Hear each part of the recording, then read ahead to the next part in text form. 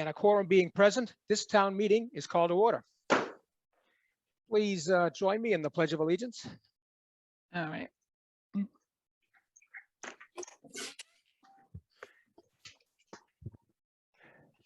I pledge allegiance to the flag of of the the United States of America and to the republic for which it stands, one nation, under God, indivisible, with liberty and justice for all.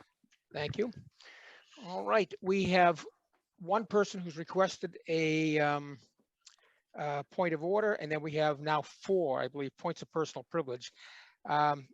We will begin with the point of order, Mr. Ensminger.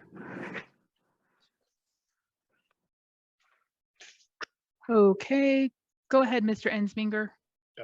Yeah, thank you, Mr. Moderator. We had a very intense end to our session Monday night. I certainly Testing. Yes, can you hear me? Yes, we can hear you. Okay. I know there were when the question was moved, there were a number of hands up, and that's the will of town meeting, so be it. My concern is that in a sea of hands, there were at least 1 or 2 motions to adjourn the meeting. Now, I have my copy of town meeting time here, which I think is our Bible, if I'm not mistaken. And Jen Hillary, I apologize. It's been sitting in my basement since I was chair of precinct 7, so I'm going to get this back to you. There are 5 privilege motions. The highest priority is to adjourn sine die. The second is to adjourn to a fixed time, which is what we do when we adjourn session to session. Third is point of no quorum. Fourth is to fix the time to which adjourn. And the 5 is a question of privilege. Now, it's my belief and request that each of those 5 should be able to be put in the chat so they don't get lost in the sea of hands, so the moderator can see them. And I believe, Jane, you recognized me on a motion to adjourn last year under the chat. So I was under the assumption that this was a standing practice. So, Mr. Moderator, I would urge that, and I'd like to quote one more thing from town meeting time. On page 129, it says, to treat the motion to adjourn to a fixed time as a low-ranking main motion is highly unsatisfactory as a practical matter. 11 p.m. can arrive in the middle of a difficult question. It is unfair to the voters to keep them struggling with it until midnight or later, and unfair to the question to rush through a hasty decision on it. Thank you. Mr. Ensminger, those motions will be accepted in the chat. The reason they were not the other night is the only thing we had hanging was the actual reading of the roll call, and the vote had already been taken, and I just felt it ought to happen when the vote had been taken. But yes, you are correct. We will recognize those in the chat. Thank you, Mr. Moderator. Okay, next we have 3, or now I guess 4 points of personal privilege. I would ask that they be very brief. We do have a lot of budget work to get going, and I know the first 3 have said they would, and the 4th one has just come in. We will begin the order that they were asked. Mr. Maughan, you are up first. Go ahead, Mr. Maughan. Thank you, Mr. Moderator. Jamie Maughan, Precinct 4. And I'm dismayed to report that on Tuesday of this week, I received a obscene and anonymous and abusive letter attacking me for comments I've made at town meeting. I am not dismayed for myself because I feel the comments that I've made at town meeting, and I think most members would agree with me, my comments have been legitimate and they have been respectful. So my dismay is not for myself, it's for the town of Reading. I know that this vitriolic behavior is common on the national scale, but I had hoped it wasn't present in Reading, but I'm dismayed to learn that it is. I would ask my fellow town meeting members to be vigilant and help stop this behavior and this partisanship. And I've spoken with the Reading police, and they have asked that anybody else that receives such letters, please report it to them.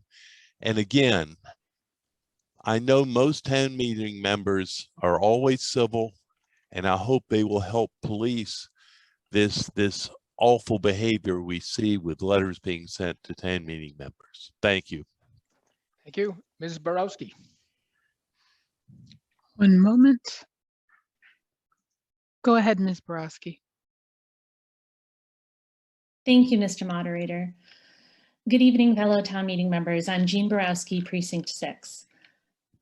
I know we all cherish our First Amendment rights, and I believe that all voices should be heard. To allow for this, it is essential that all members of this body, as well as all community members, feel safe to express themselves. Therefore, tonight I would like to stand firmly against discriminatory language. Next week, I plan to submit a brief statement to local newspapers. I wanted to give it to my fellow town meeting members so they may have the opportunity, if they choose to add their names to this statement. It reads, "Dear friends and neighbors, as you may know, Reading Town Meeting has been having important discussions regarding social justice and equity, mental health, public safety, and how taxpayer dollars are spent. These are important and sometimes challenging conversations. As a town meeting member, I am committed to a fully democratic local government process where all voices are heard. To that end, I denounce language that degrades, belittles, or discriminates against fellow human beings based on age, ability, gender identity, sexual identity, race, ethnicity, national origin, or creed. It is my belief that such language has no place in civil political discourse. If anybody would like to discuss this further with me, or if anyone would like to sign this statement, I encourage you to email me by Tuesday. My email is jmborawski@gmail.com. Thank you, Mr. Moderator. Thank you. Next is Ms. Nazzaro. Ms. Nazzaro, can you raise your hand, please?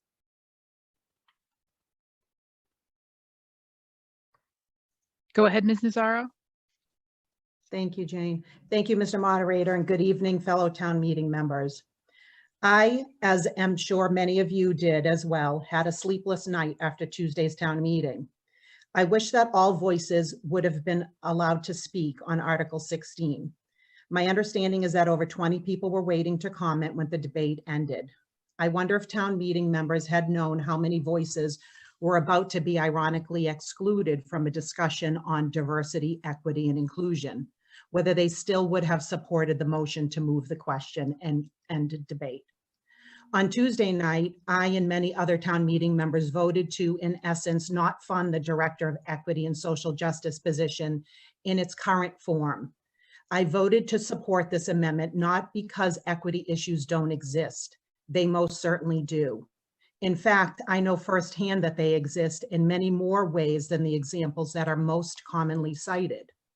For example, in schools, equity issues impact the child who has food insecurities, who can't focus in class because they are hungry, the child who has financial insecurities and doesn't have a computer or reliable internet access at home, excuse me, the child whose first language is not English, the child who has dyslexia or ASD and can't access a curriculum designed for neurologically typical students, a Metco student who lives in one community yet spends their school day in a totally different community, a predominantly white community, a student who is transitioning from one gender to another, a child who is mentally, physically, or sexually abused, for whom school is their safe haven, a child with physical disabilities, a child who has an emotional behavior or cognitive disorder.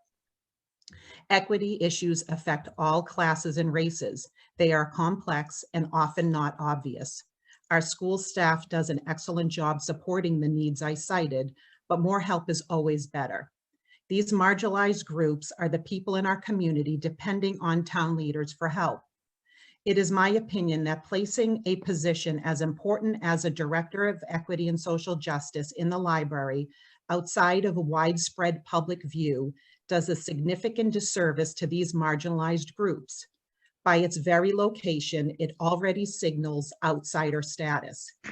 We had an opportunity to validate these experiences within the structure of our town's government and support their voices with the full weight of Reading's Human Resources Department. In addition, placing the position in the library Ms. Nazzaro, yes.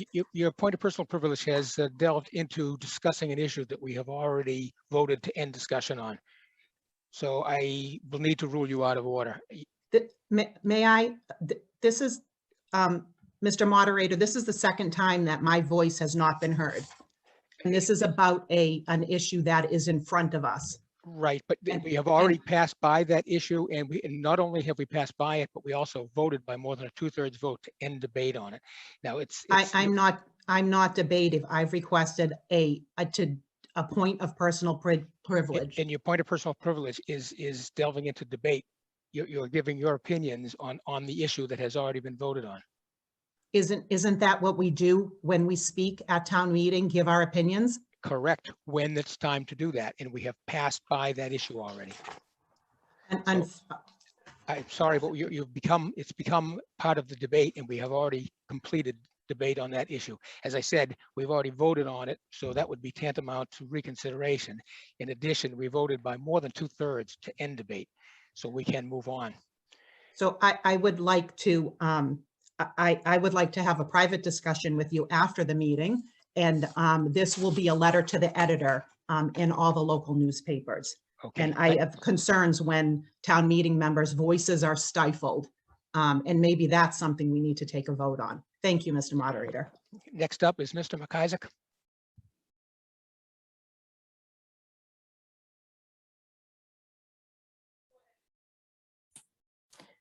Thank you, Mr. Moderator. David McIsaac, Precinct 4. I want to commend you on your handling of Monday night during the discussion for the new library position. The derogatory statement towards the LGBT community was egregious and abhorrent. Their voices should not be marginalized. No matter your political or religious affiliation, people in the LGBT community are people, and I stand with them. The use of the N-word, even in context, is not appropriate. It's severely offensive and degrading. I ask that we learn from this and strive to become a more inclusive and welcoming community to all walks of life. No one should be marginalized or persecuted due to their race, sexual orientation, gender identity, or religious affiliation. Thank you. Thank you. All right, we now go back into the budget, which is Article 16. We were still on Section L, the library. We had an amendment that was voted upon. Is there any other discussion on other parts of the library budget? Mr. Moderator, we have 3 hands showing. Okay, Ms. Binda. Ms. Binda.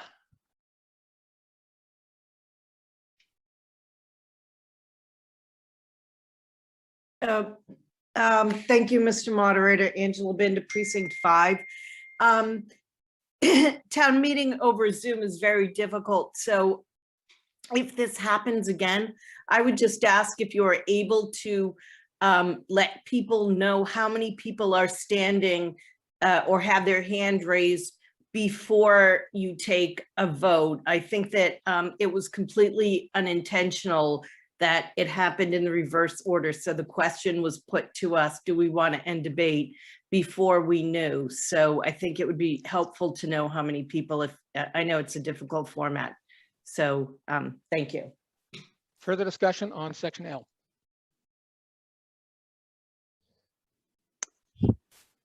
Steve Leahy. Oh, no, Mr. Leahy put his hand down. Mr. Berman. Mr. Berman. Thank you, Mr. Moderator. Barry Berman, Precinct 4. Now that we have decided that we are going to have a Director of Social Justice housed in the library, I kind of want to focus on the next step. And a good chunk of the debate Monday night really centered on what is this person going to do? What is this position going to do? And I actually think that that's sort of the wrong way to look at it. I think the broader question is, what are we going to do? What are you individually and us collectively as a town meeting willing to do? If it was really easy to correct a lot of the issues going on here in town, it would have been done already. And I think it's a mistake to think that one person. Mr. Berman, we have actually passed by that. We've already decided that issue. So Okay, now so we're discussing anything else in the library budget that you would like to discuss. So I cannot talk about this position at all? Right, we have already voted to end debate on that issue. We can't talk about its implementation or Correct. kind of the next steps? Right. So you want to tell me when that would be appropriate? Not at this town meeting, because we have already discussed that issue and we have voted on it. Okay. Okay. Further discussion on other parts of the library budget?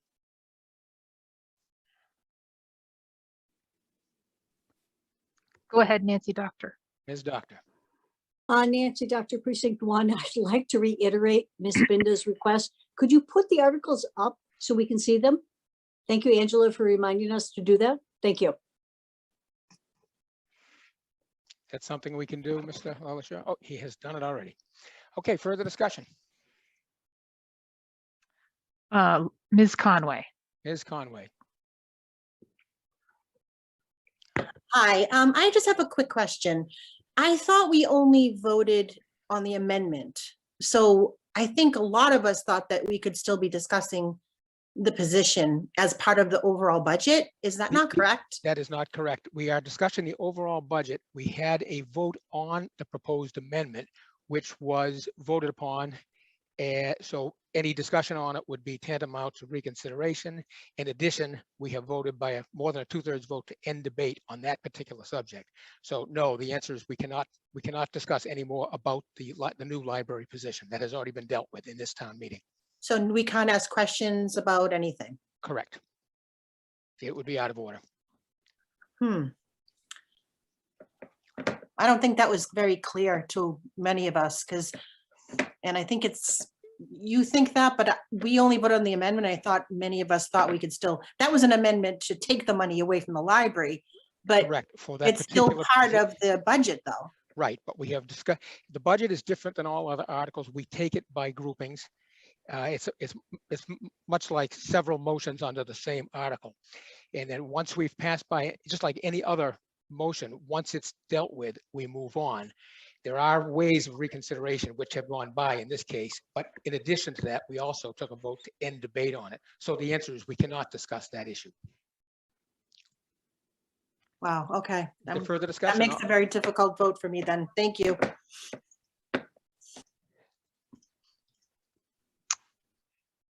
Mr. ONeill. We have a challenge to the decision of the moderator, but those are the rules. I don't know how I can make it more clearly. We vote on issues and then we move on. The only way to go back to something is through reconsideration, and that was not taken up in this case. So that is the answer to that. I'm sorry that you feel like you can keep talking, but we have moved on. And as again, I will reiterate, this body voted overwhelmingly to end debate on that subject. So let me move on to other issues under section L.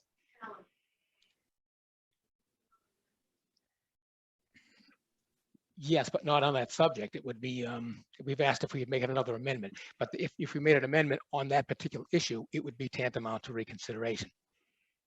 Okay, further discussion on section L. Mr. ONeill. Mr. ONeill. John ONeill, Precinct 4. I wanted to comment on the material expenditure requirement. We were informed that given the size of the population of Reading now, we're not required to have 15%. It's only 13%. And I think that the town manager, if I remember correctly, said that we're at 13.5. To me, the fact that we're near the minimum that's needed for state certification is not something that I'm particularly happy with. And I would hope, at least for the next year, that would not be seen as the ceiling as well as the floor, that we would like, let's do, the zero-based budgeting, what is needed as far as expenditures for the library, and proceed from there. Thank you. Do we have a response? Okay, Anna Perry, do we have further discussion? Yes, Mr. Cool. Mr. Cool. Hi, Mr. Moderator, Stephen Cool, Precinct 6. Thank you. Mr. Moderator, you are clearly familiar with Robert's Rules of Order and Reading's own rules, but the vast majority of us are not. I would ask that you please anticipate possible misunderstandings, false impressions, and comment on them before votes are taken. I, like I think many other people, thought that we were simply voting on, I believe, Bill Brown's amendment the other night. I'm not commenting on the amendment, but just procedurally, please please comment on what the possible outcome is on votes like that. The other thing is, I'm sitting here with my inch-thick town warrant, and it would really be helpful if you could occasionally give a page number for reference when something's being discussed. I'm flipping wildly through it and not always finding what's being discussed. Thank you, sir. Okay, thank you. Further discussion. Mr. Maughan. Mr. Maughan. Thank you, Mr. Moderator. Jamie on Precinct 4. Just a simple question. Does that library budget include enough salary so the library will be open on Sundays if and when the library is open to normal practice? And if so, what hours on Sunday would it be opened? Do we have a response? Let's see. Amy's ready. Amy, Ms. Lannon? Thank you, Mr. Moderator. Yes, this does include the full hours of for Sunday, which includes Sundays, which is 1 to 5 p.m. in the afternoon, as well as Saturdays 9 to 5, and Monday, Tuesday, Wednesday 9 to 9, Thursday 1 to 9, and Friday 9 to 5. And just to the previous speaker who was asking about the materials budget, the trustees do strive for 14%.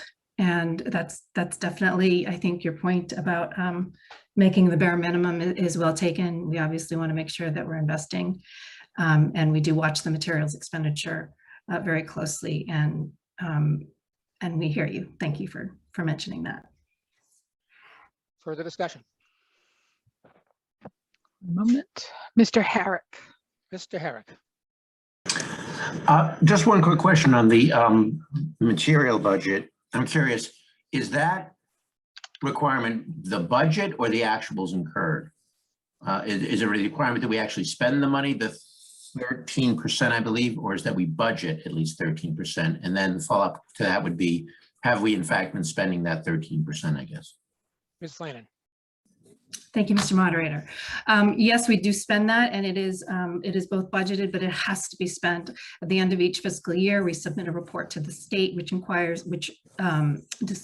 includes how much we physically spent on our operations budget, and it also requires us to prove that we have spent that minimum expenditure requirement. Okay, thank you, Amy. Further discussion. Mr. Leahy. Mr. Leahy. I actually have a question to reiterate what Mr. Cole brought up in the conduct of the town meeting, because as he said, we're not real familiar with this stuff. And I was looking at the rules, and I thought that when we were recognized by the moderator, we had 10 minutes to say what we had to say. Is that not true? I am sorry, I could not hear that. Mr. Leahy, can you get maybe closer to your microphone? Can you hear me now? Yes, that's better. A little better, yeah. All right. No, all right. I had a question on the conduct of the town meeting. To reiterate what Mr. Cole brought up, we're not,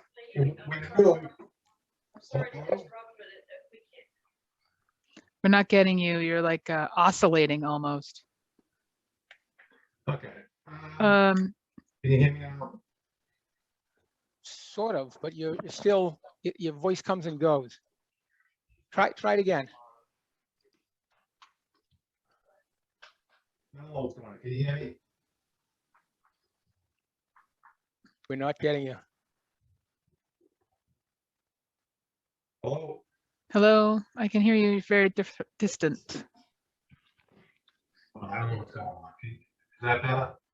It's a little bit better.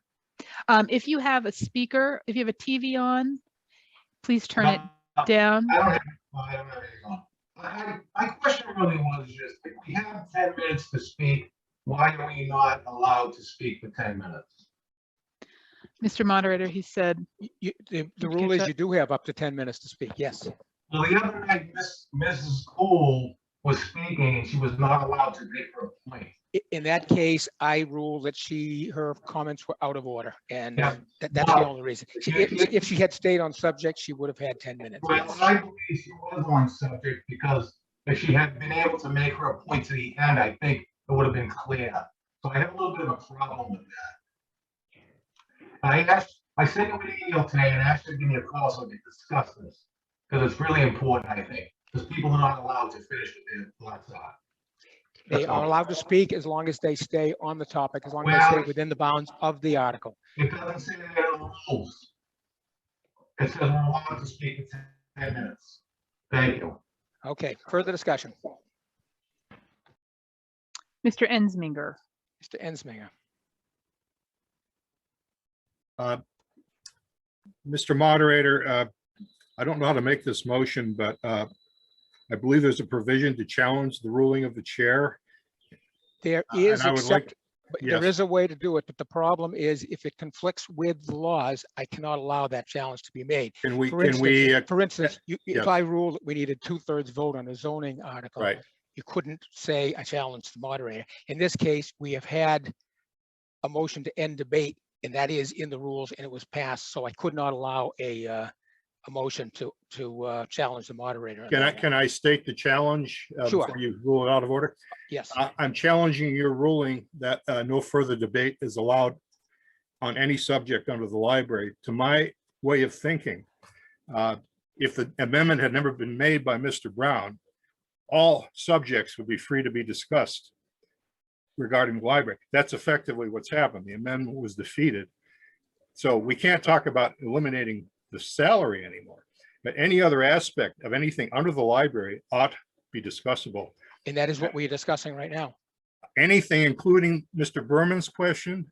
And well, in those cases, I felt that they were discussing an issue that we had already ended debate on. no, we were discussing whether or not to eliminate funding. He was asking about next steps. If we had never talked about Mr. Brown's amendment, that would be totally in order. Wouldn't you agree? You see my point? You may have a point. Let me think about that for a second. Thank you.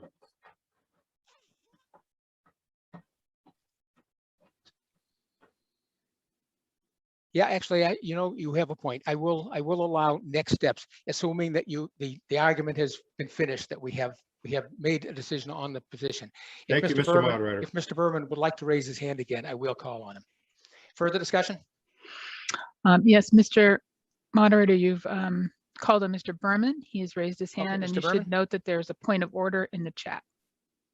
Okay, and what is the point of order? I'm not seeing it, but It is Mr. Brandt has made a motion to move the question on the library budget.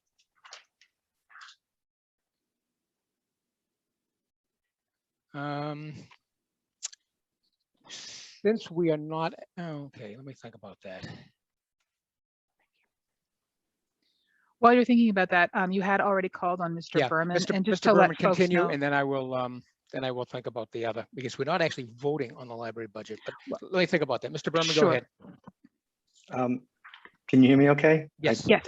All right. Thank you. Thank you, Mr. Ensminger. Thank you, Mr. Moderator, for kind of digging in a little bit more on this question. I don't really have a lot to say on it. What I was going to say is that a lot of the debate and questions focused on what the role of the person who is going to be hired is going to do. And my whole point is that not one person is going to be able to sort of put us on a right path. It's really going to require all of us. And so I'm asking town meeting members as quote unquote, for all intents and purposes, the leaders of the town, don't make your vote on that on Monday night to create this position or not to end this position your last act on this issue. Make it your first act. And whether you voted yes or voted no, I'm begging people to get involved in the activities that are planned. Go to the discussions, participate in the roundtables, help the trustees create the breadth and depth of what this position is going to do. That's really the only way that this is going to succeed. is if we all get involved. And so I'm grateful town meeting had the wisdom to create this position, but it's just beginning, and it's going to be really up to all of us to make sure that we're able to implement it. Thank you. Thank you. I have decided I cannot accept a motion to end debate on something that we don't actually have a motion on. We only have, right now, the only motion on the floor is the total budget. We are discussing each section by itself, and then we're taking up any proposed amendments in those. So since we do not have a motion on just the library budget, I cannot accept a motion to end debate. So further discussion on this section? Karen Janowski. Ms. Janowski. Karen Janowski, Precinct 2. Thank you, Mr. Moderator. I was one of those 23 people waiting to speak the other night, and since we can no longer speak about the particular position, I do have a question about, because I still have 4 questions that I want to ask.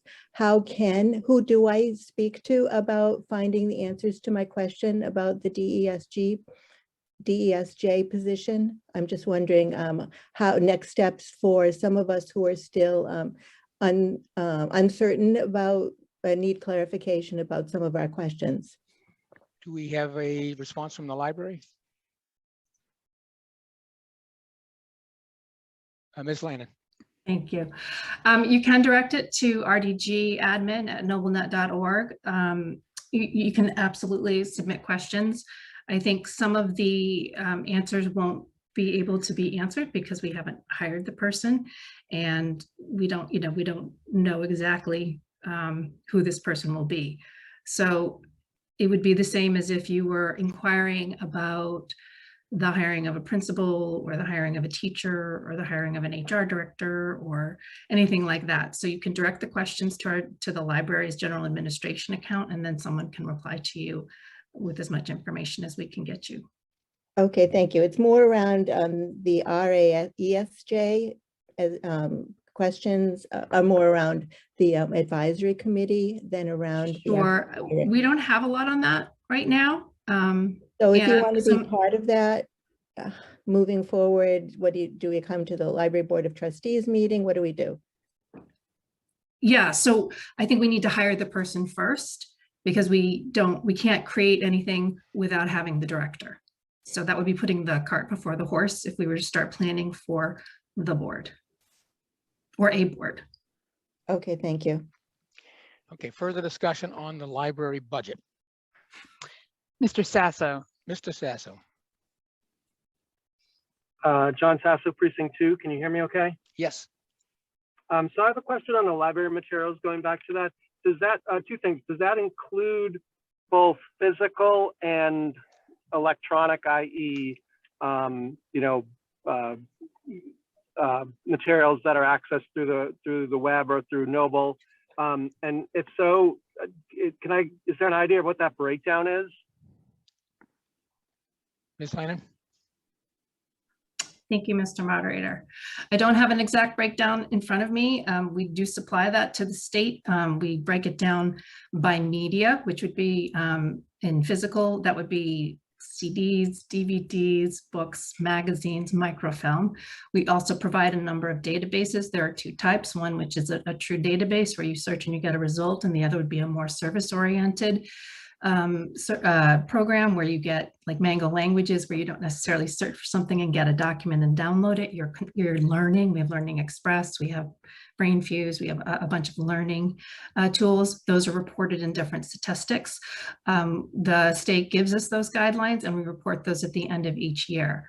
I can't tell you the financial breakdown of those right off the top of my head. I will tell you that prior to March of 2020, it was heavily physical materials based and probably, much less digital services based. We had just started to explore Canopy and Hoopla and other streaming services.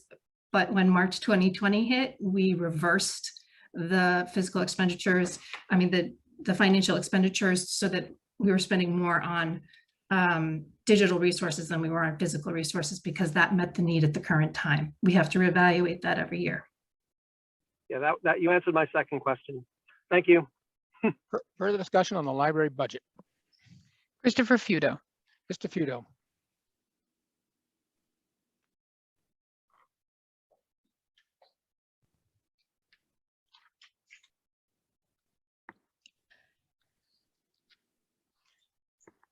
Mr. Futo? Mr. Futo? My hand was inadvertently still up. No problem.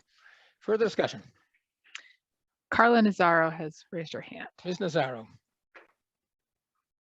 I don't see a difference, Mr. Moderator. I don't see a difference from your allowing Barry Berman to speak and why I am not able to speak.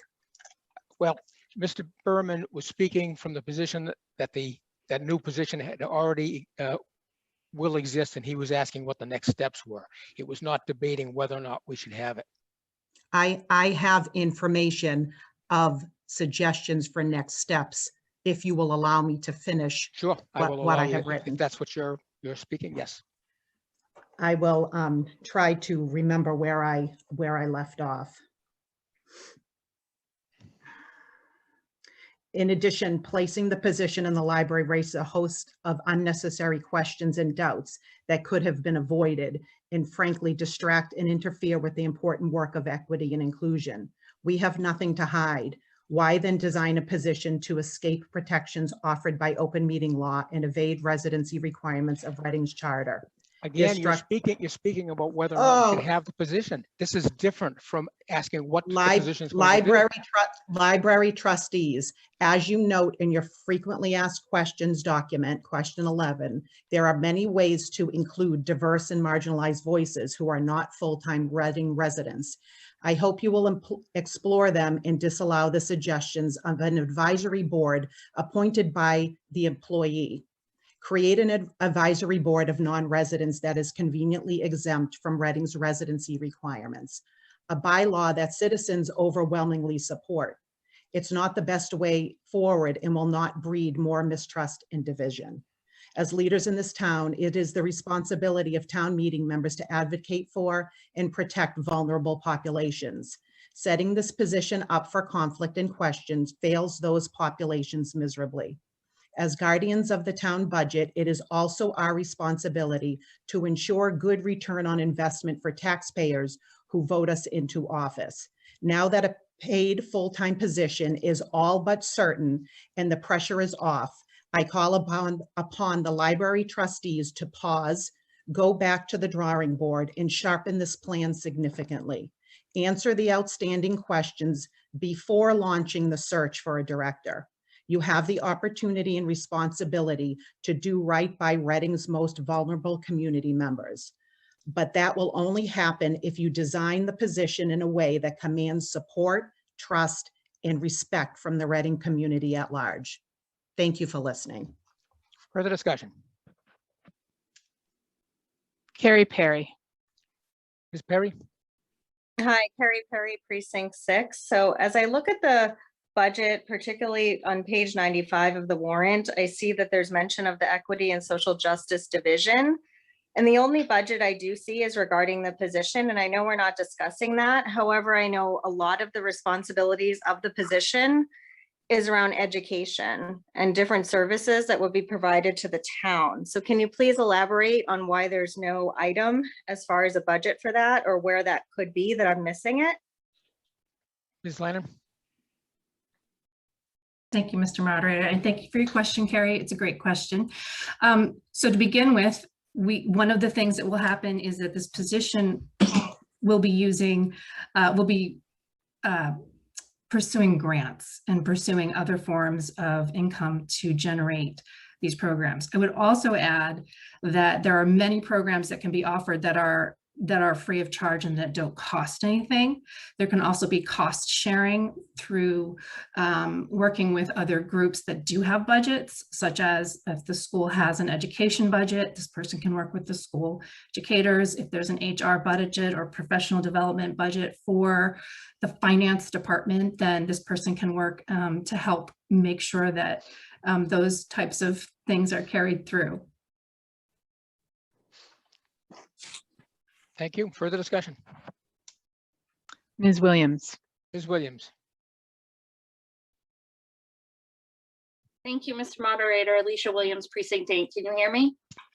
Could you possibly put the slide back up from the library budget? Is that possible? And then I have two questions. Okay, I think Mr. Lalashore is working on that. Okay, here it comes. Sorry. Oh, actually, no, the actual slide that shows I was looking for the slide that showed, it said something about hours. It caught my eye really quickly, and I just wanted to ask a question.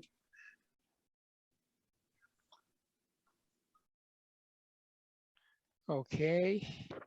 Sorry. That's all right. Here it comes. Okay, so it says changes to shift of schedule and eliminate need for overtime.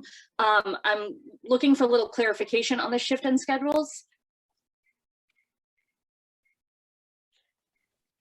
Ms. Lannon? Thank you, Mr. Moderator. So one of the things that we've been able to do is really rework how and when we do shifting with the library. Actually, that's one of the things we've been able to do with COVID. So we're able to stack our shifts so that we can flow with, so in normal times, we'll have a larger number of people on, say, from 3 o'clock to 5 o'clock, because we get a lot of students in there. So we haven't had to do that during COVID. So what we're able to do now is, between the remote work and the on-site work and offering virtual programs, we're able to handle the desk shifts much more efficiently. Okay, I guess, so we're not changing hours, we're only shifting. Yes, exactly. Okay, and it will eliminate overtime. Okay. Well, we use overtime also for Sundays, but it should eliminate the need for any overtime during Monday through Saturday hours. And how many hours are we open on Sunday? Forgive me for not knowing. 5. We're open for 5 hours. Okay. I'm sorry, no, that's incorrect. That's 1 to 5, so it's 4 hours. 4 plus, hours. An extra half hour for opening and closing. Okay, and then I had one question regarding the Director of Social Justice position. How will they work, or will they understanding disabilities? Are we looking at adding that into absorbing them? I'm kind of looking, again, I hate to be a stickler, but I'm looking for a little bit of clarification on what this position will actually be doing. Sure. So Understanding Disabilities is its own organization. They are established as a 501c3. We can't just absorb them. We can't just absorb, frankly, we can't just absorb ATRAC, because ATRAC is a committee established by the select board, and the trustees. The select board could do whatever they want with that. So there's no required action or further action on those specific things. So it's not a matter of power over and taking over any of these organizations. It's about power with and power to, and helping them and working with them to kind of connect all the dots.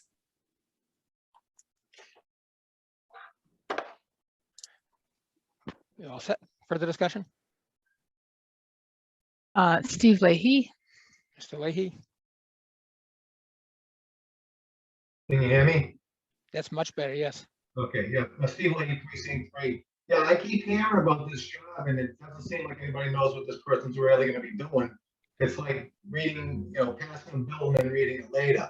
And then I heard also where we're going to be taking money from other departments, like the school department.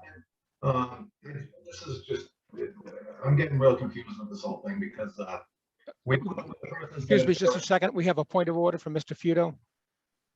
Mr. Feudo, raise your hand. Yep. Go ahead, Mr. Feudo. My understanding was that we were going to be talking about how this is going to move forward, not the next steps, as Mr. Berman was discussing. And I think a number of the other questions, including Ms. Perry's question, this doesn't seem to be on topic. Well, it is close, but they're asking the questions now that the position is there, what's happening, and I have allowed that. So sorry, where were we, Mr. Leahy? Were you done? No, I'm not. Oh, continue. I think it's very much on topic. I'm asking about the budget. That's what we're talking about. Okay, we have a position that's coming up, and from what I'm hearing, we really don't know what this person's going to do yet. So this may incur future costs, additional costs, and Ms. Land said we're going to be taking money from other departments, such as the school department. So it is the budget, it is on topic, and thank you very much. Okay, I would ask, there's still a problem. I did get most of what you're saying, but still a problem. I'm not sure what's going on with your microphone. If you talk again, could you try to work on that a little bit? Thank you. Further discussion? Brian O'Mara. Sorry, who was that? Brian O'Mara. Oh, Mr. O'Mara? Thank you, Mr. Moderator. Brian O'Mara, Precinct 1. Can you hear me okay? Yes. Now that this position has been approved, I do have two questions. Again, next steps. One, I believe it generally has already been answered in terms of programming. This position doesn't come without additional programming and what those expenses, how we would address those. So I think that's been covered. But beyond that, how do we define success for this role? Because I've read the first year benchmarks in the job description, but I'm still not clear on what do we consider a successful first year? What are the measurables of this role? And I know there's a lot of things involved with this that perhaps can't be measured, but if the goal is inclusion and equity and social justice, what is the notion of measuring success for this new director role? Ms. Lannon, I'm sorry. Thank you, Mr. Moderator. So the first thing that would happen would be doing a community assessment and a community survey. I would encourage you to go back and look at the work that the Reading Coalition did about 10 years ago. Bob, you can correct me at the timing, but it's definitely at least 10 years, if not more. And a lot of these same questions were asked. How are you going to know when, you know, whether drug use is going down? What are the benchmarks? How can you measure something as like a social value? So these are difficult questions, and I thank you for your question. Having said that, needs assessment, working with and communicating with other town departments as well as community groups, developing short, which is usually within 1 year, and long, which is 2 to 5 year plans with measurable objective goals.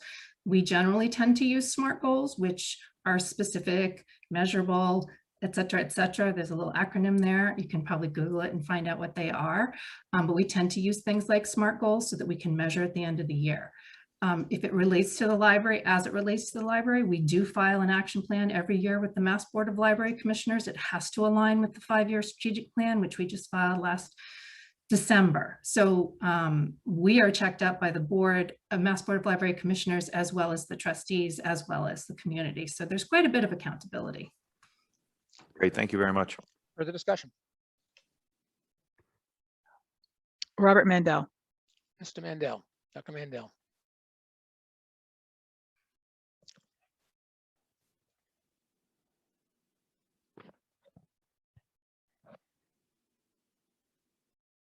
Yes, Robert Mandel, Precinct 6. I just had a question concerning the actual 2020 spending. And can you just tell me, was there a reduction of services during the 2020 year because of the COVID? Absolutely.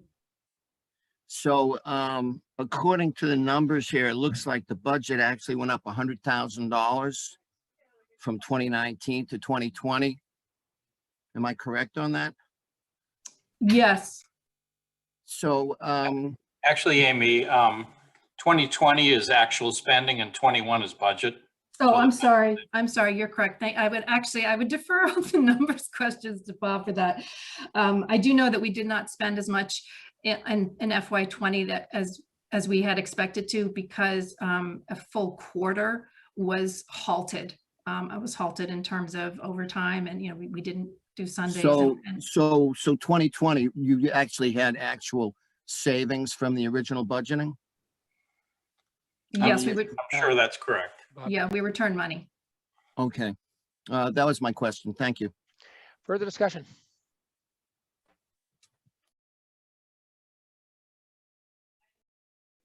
Ms. Laterio. Oh, Ms. Laterio.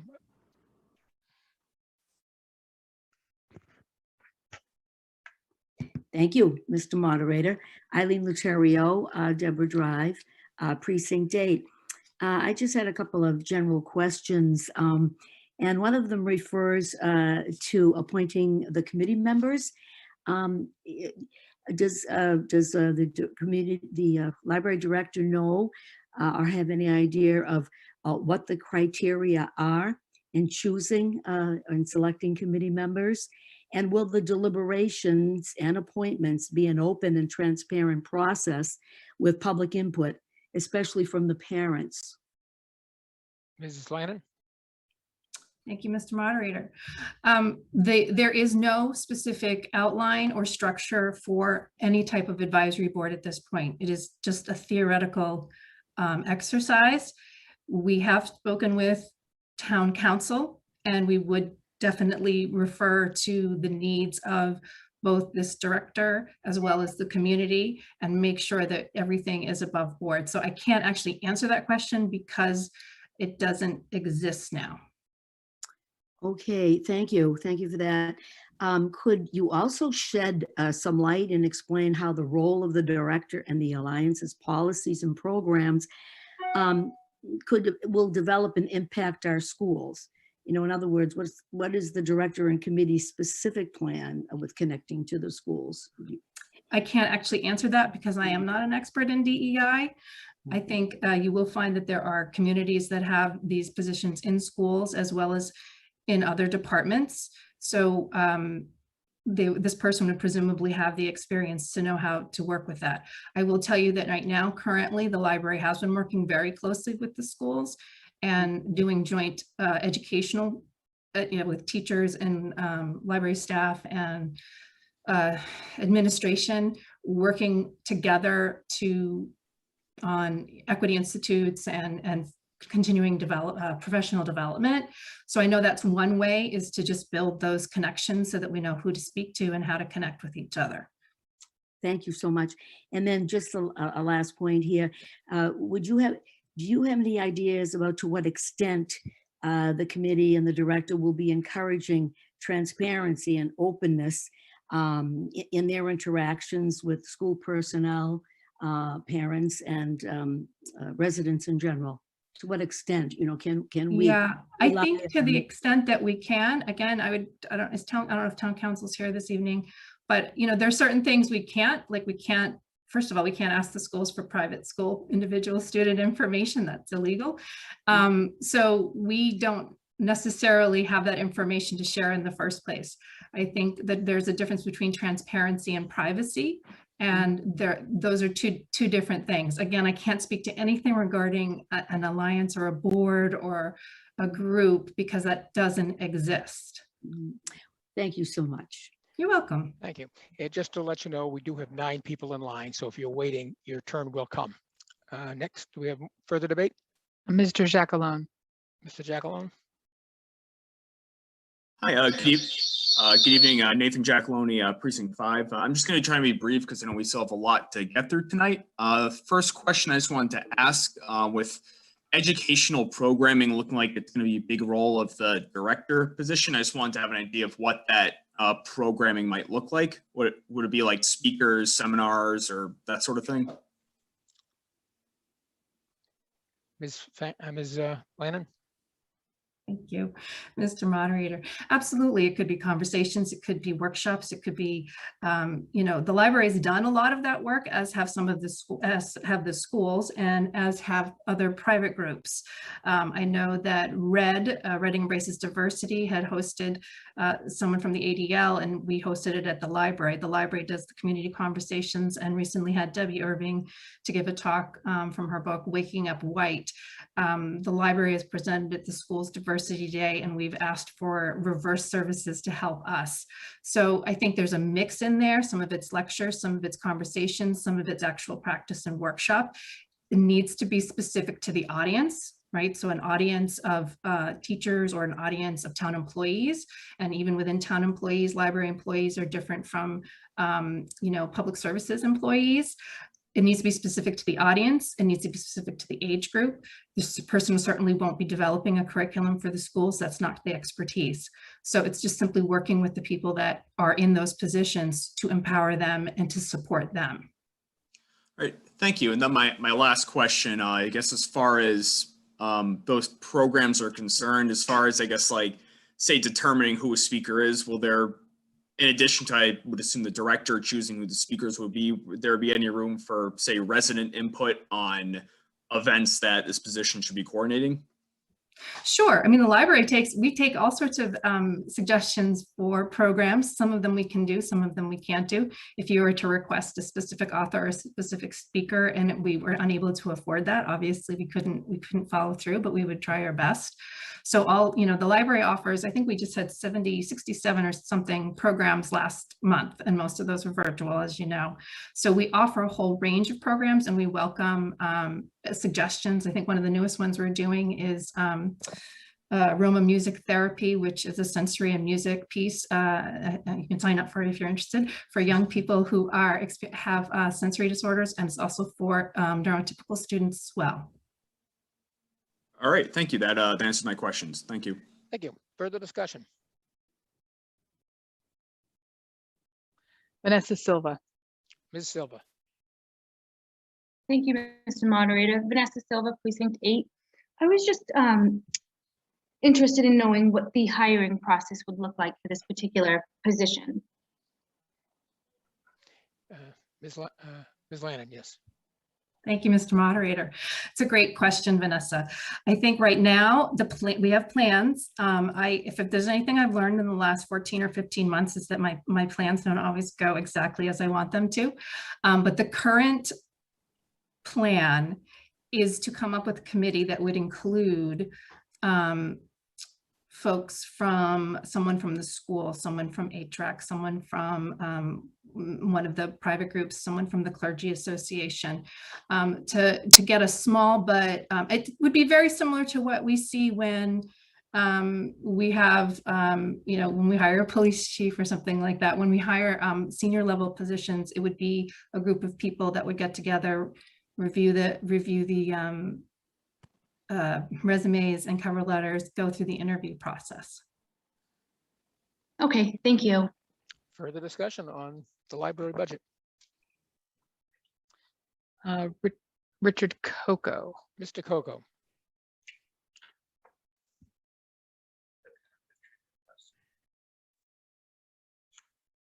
Mr. Coco? Sorry, I had to unmute myself. Oh, no problem. I apologize for wasting the time. From all the recent discussions, the last several minutes, maybe half hour, I should say, I think we're hiring or we're funding a position with no job description. Plus, we have a situation where the job description will be defined by a yet undefined committee. So I'm very uncomfortable with that situation. And frankly, that was not really brought up at Monday's discussion. It would have been, it might have changed the tenor of the vote. Thank you very much. Further discussion? Laura Joelson. Ms. Joelson? I don't know. Am I unmuted? I don't know if no, you're fine. I don't know if this is the appropriate question or how to ask this.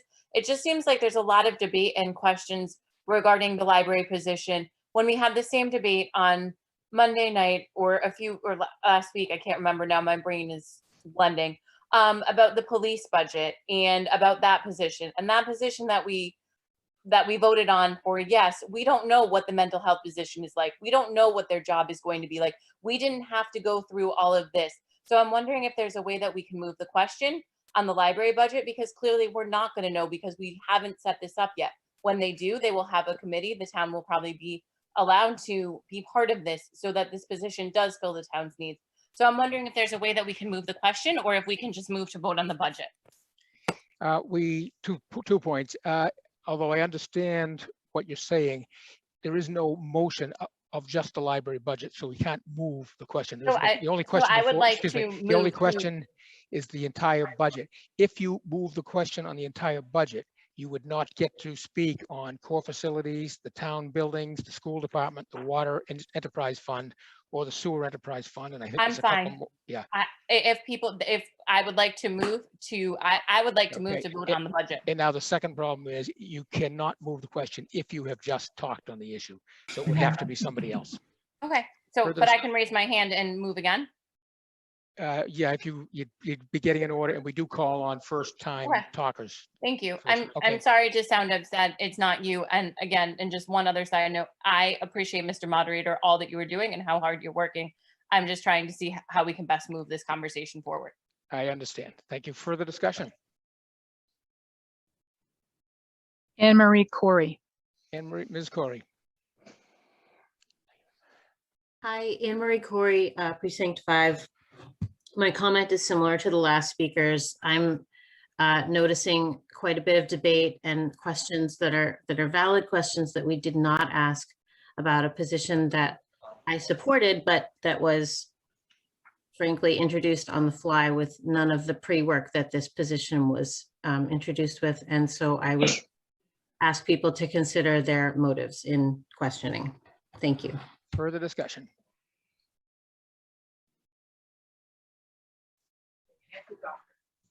Ms. Doctor. Nancy Doctor, Precinct 1. All I can say is Laura Joelson, Laura Joelson. Okay, but what I want to say is, Amy, thank you very, very much. I can't commend the library enough for getting us through COVID. I can't tell you how much I appreciate curbside, normalizing us during COVID. I just want to thank you. And as previous speakers have said, I trust the police chief to hire who they see fit for the position. I completely trust the library. Thank you very much. Okay, I would remind people, most of you have done this, but I would remind people when you speak, give your name and precinct. I know your name comes up, but we would like your name and precinct. Thank you very much. Further discussion? Mr. Cool. Mr. Cool. Thank you, Mr. Moderator. In response to Karen Janowski asking about how she can get answers about the DESJ position, Ms. Lannon of the library said that they have to hire the person to see what they'll do and that it depends on the person, which sounds to me like we'll have to pass the bill to find out what's in the bill. So I'm concerned that we seem to lack a clear description of the job's responsibilities and performance measurement criteria. And I think that we need to be more concrete, outlined, and transparent about the plans.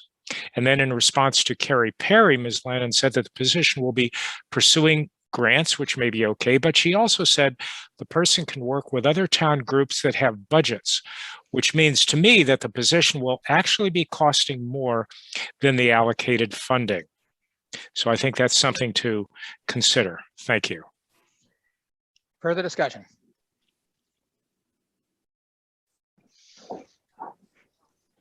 Mr. Ross.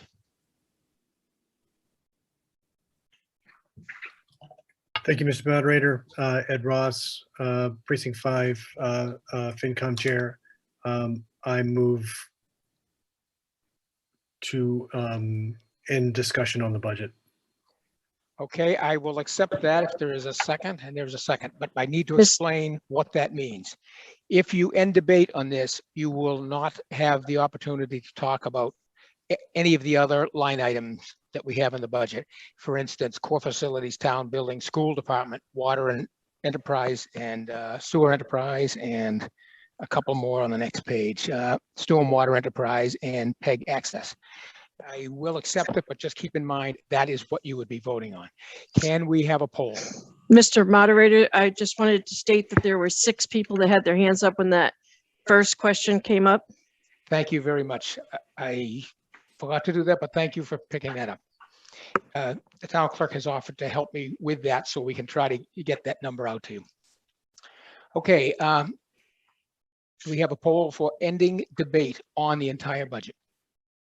We have a point of order in the chat, Mr. Moderator. What is the point of order, Mr. Arena? Are there any proposed amendments for the remainder of the budget? No, the moderator does not know of any, but that doesn't mean there won't be any, but the moderator has none before him. Okay. Just to clear this, if this motion passes, I will put up the budget motion and indicate what changes have been made. There's really just one from what town meeting members had seen. Okay, and now we also, before, the poll has not been put up yet, correct, right? Before you vote on that, do not vote on that yet. We have just had a request for a roll call. That requires 20 town meeting members or more to say that they want the roll call. So right now, can we put down the hands that are up? Hold on one second. We have a point of order from Mr. Arena.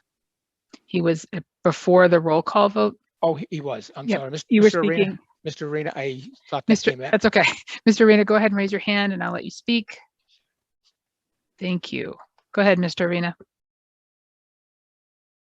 Thank you, Mr. Moderator. Is it actually the case that the moderator will entertain a motion that effectively sidesteps half of town meeting's purpose? Is it, although it's technically possible, it does seem far outside the scope and intent of town meeting to take an issue which has consumed far too much time already to subsume the balance of the entirety of the meeting. Is that within the scope of a member to make or within the moderator to grant? It is yet the yes and yes. It's up to the town meeting to decide whether it has heard enough. Again, I would point out that a big chunk of the budget has not been spoken, has not been discussed yet. So keep that in mind when you are voting on this issue. But yes, it is within the scope. And now we had a request for a roll call. It needs 20 or more members to raise their hands. Raise your hand now if you want a roll call on ending debate on the rest of the budget.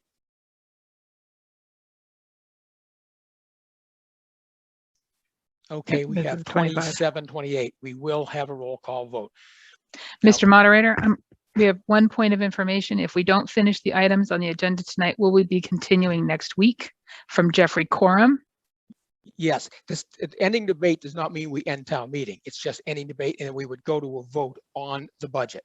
And then we would continue as far as we wanted to go tonight. If we do not finish tonight, which I suspect we will not, we will continue to Monday and then potentially Thursday. Mr. Moderator, we also have another point of information from Ian Brown. He asks, is there no way we can stop discussing the library budget and start discussing the parts of the budget we haven't looked at? Unfortunately, I do not see a way because there is no motion. Right now, technically we're discussing the entire budget, but we are breaking it down to make it easier on town meeting members to do it by line item. So there is no way of doing that. We have a point of information from Sean Neville asking, will we still discuss the school budget? If this motion to end debate is carried, we will not. If you vote to end debate, we are ending debate on the entire budget. So keep that in mind. We would not discuss the school or any of the other ones I've mentioned. Okay, we have enough for a roll call vote. Can we have a poll up for the vote itself? And then there will be a roll call as well.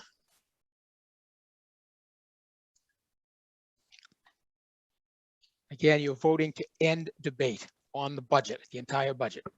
If this carries, we will go right to a vote on the budget.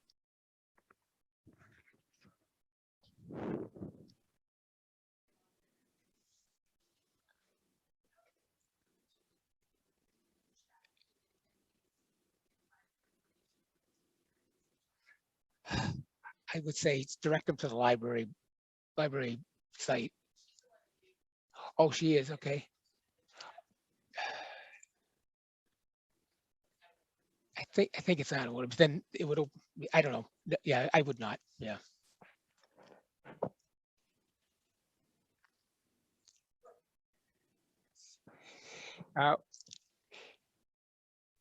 The purpose of a roll call vote is to allow the members to know how their fellow town meeting members and the town itself, how people voted. It is the feeling of this chair that it should be done at the time of the vote. Ending the poll. All right, and in the pack? 0 yes. Bernard Horn, no. Okay.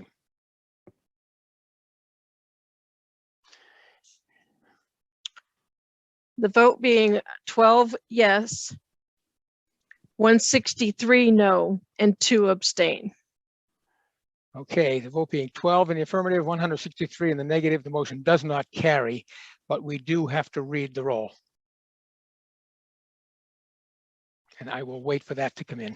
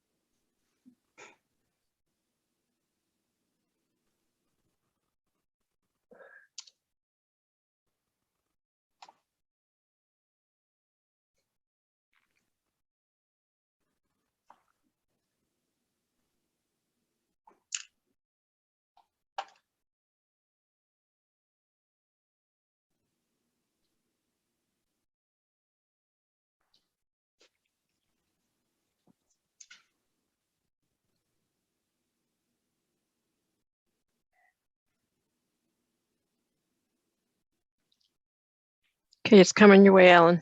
Thank you.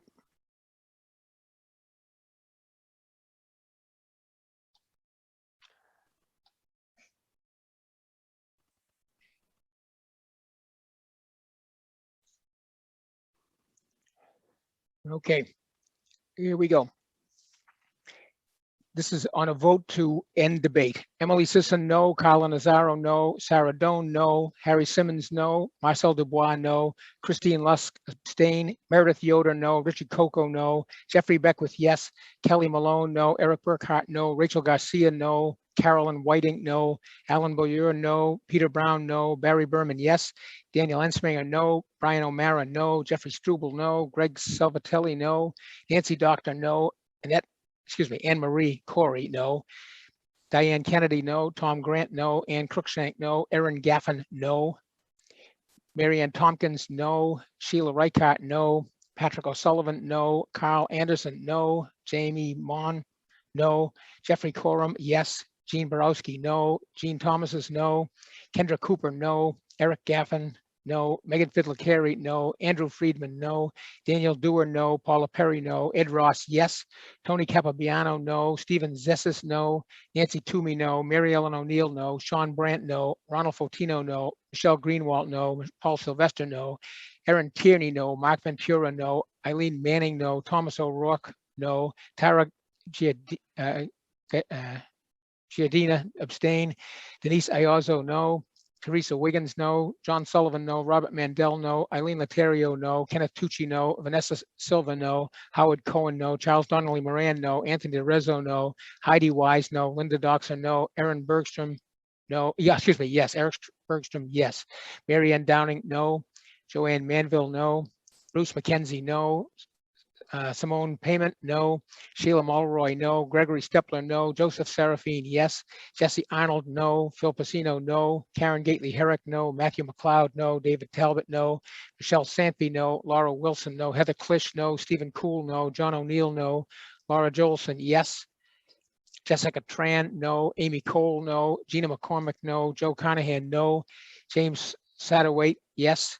Hillary Mateve, no. Patricia Lloyd, no. Cynthia Cool, no. Mark Doxer, no. Sasha Corkin, no. Allison Sillers, no. Sarah Brucalacchio, no. Kerry Donnell, no. Melissa Murphy, no. William Brown, yes. Martha Moore, no. Kevin Leet, no. Carlo Bacci, no. John Breslin, no. Alan Mosier, no. Jim Reichart, no. John Corbett, no. Steve Leahy, no. Etain O'Day, no. John Weaver, no. Caitlin Mercurio, no. James Bonazzoli, no. Alicia Williams, no. Stephen Herrick, no. Todd Merkel, no. Susan Craven, no. Gordon McIntosh, no. Christine Strack, no. Richard McDonald, no. Vicky Fortan, no. Kerri Perry, no. Lorenzo Columba, no. Thomas O'Connor, no. David McIsaac, no. Liz Whiteland, no. Lynn Cameron, no. Daniel Pastore, no. Vanessa Alvarado, no. Deborah Hattery, no. Kate Goldlust, no. Giuseppe Fodera, no. Jackie McCarthy, no. Brandon Chapman, no. Francis Burke, no. Jennifer Hillary, no. Sean Neville, no. Angela Binda, no. Nathan Giacalone, no. John Arena, no. Thomas Perry, no. Norman Kozlowski, no. John Scott, no. Christopher Feudo, no. Jessica Franklin, no. Drusilla Wood Beckworth, no. Jason Clark, no. John Miles, no. Fausto Garcia, no. Charles Robinson, no. Brendan Carroll, no. Jim Martin, yes. Mike Szymanski, no. Joe Pagliuca, no. Lorraine Conway, yes. Ann Landry, no. Lisa Bibo, no. Michael Giacalone, no. Jeffrey Jadul, yes. Jonathan Barnes, no. Elizabeth Sherlin, no. Karen Janowski, no. David Murdoch, no. Robert Ferrari, no. Nick Boivin, no. Donna Beaulieu, no. Ronald DeRosa, no. David Panett, no. Ian Brown, no. John Sasso, no. Helena Johnson, no. Emily James, no. Roy Benjamin, no. Nancy Zimlack, no. Laura Fusco, no. Carl Weld, no. Thomas Wise, no. And that is it. Since the motion failed, we will return to debate on the library budget. Is there further discussion? Yes. There's a question, the point of information. How would we increase the number of votes required for a roll call vote? Because there are 28 people who requested. That is either in our bylaws or our charter. I am not sure. If it's a bylaw change, it would require this body to change the bylaws. If it's a charter change, it would need to go to this body and then to a vote of the town on a ballot. Okay, Mr. Moderator. Ms. Freed has just told me that it is a bylaw change, so it's a little bit easier. It's it can be done at the next town meeting if that's what the body decided. It would be a matter of changing the bylaw to increase the number or otherwise change it. Okay, further discussion. Ms. Binda. Ms. Binda. Thank you, Mr. Moderator. Angela Binda, Precinct 5. I was looking over earlier today the Mass Library Association Annual Conference schedule, which is in 2 weeks. And I noticed that there are programs like inclusive library services, new tools and techniques to reach people with disabilities, actively anti-racist library services,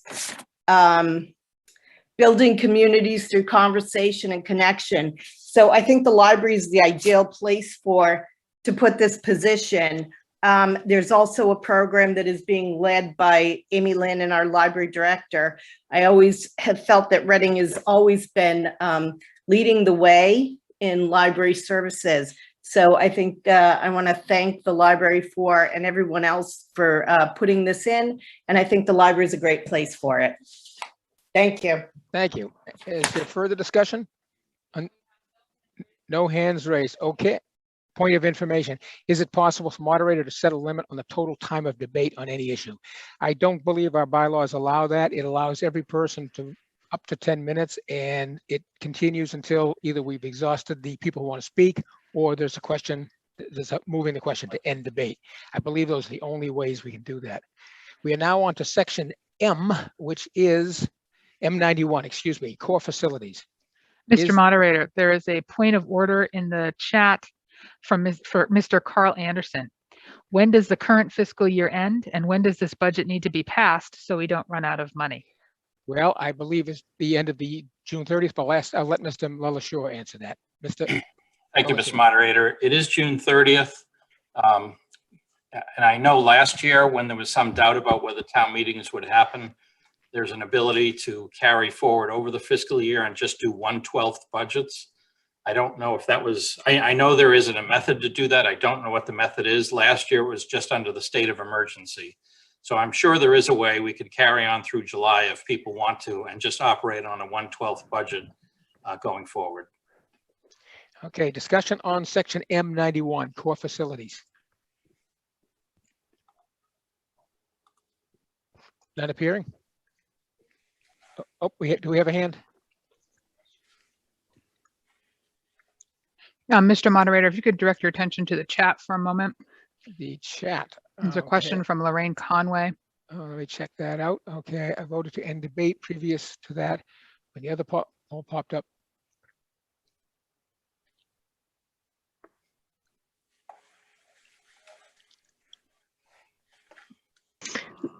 Lorraine, if you put your vote in the chat, I can count it, but it needs to be put in before the town meeting ends. Okay. Okay. Mr. Herrick has raised his hand to speak. Mr. Herrick. Thank you, Mr. Moderator. Steve Herrick, Precinct 8. I have a question in the core expenses budget. There's a note here below on the core HVAC expenses, HVAC, increasing from 152K budget in 21 to 216. The note references these MERV 13 filters. I'm wondering if we could get a little color around that. I would expect that it references COVID-19 as being a driver there, but I would expect that that expense would largely be behind us now, unless we have a bunch of unpaid bills. Could somebody explain the timing of why that cost is hitting us next year, not this year? I would expect that that would already be in rearview mirror at this point. Mr. LaLashore. Yeah, thanks, Mr. Moderator. Our facilities director is around as needed, but this is a relatively easy one for me to understand. You're right, we are expending those monies now. We expended money for this in the last quarter of the previous fiscal year, but we're not going to change. We're not going to go back to, if you will, a less discerning filter. We're going to stay with this higher level of filters. The school department, the teachers and the students, expect that. So this is a permanent change for the foreseeable future. Is there, I'm just the rationale behind that. Is there some sort of discernible problem with air quality? Or, I mean, was the issue prior to these filters being installed, were there problems that got resolved by having these filters available that we didn't even know we had? I'm just curious how that played out. I would say that the air quality was exceptionally good in all of our school and town buildings before. But there was, and there was no guidance that required us to make this change. There was really just an expectation from the school community that we should do everything we can to keep us, I guess, especially the students safe. So, you know, we met all the hurdles by more than enough safety distance, and this just kind of gives you the belt and suspenders. Okay. All right. Thank you both. Okay. Further discussion on this section? Seeing none, okay, we will move on to the next part of it, M92, which is town buildings. Any discussion?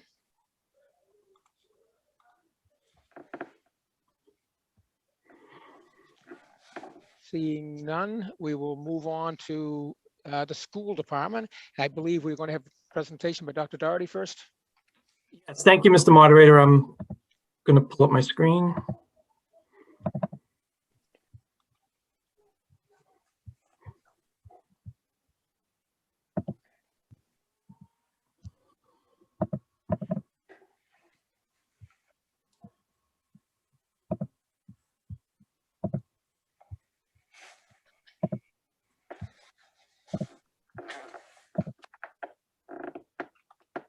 Mr. Moderator, are you able to see the screen?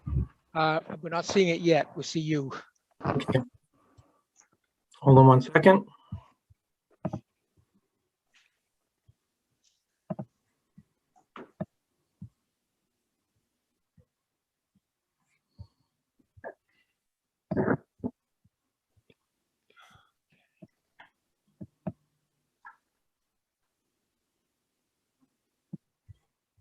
John, if it's helpful, I can probably share your presentation. Yeah, I have it now, Bob. Okay. Thank you.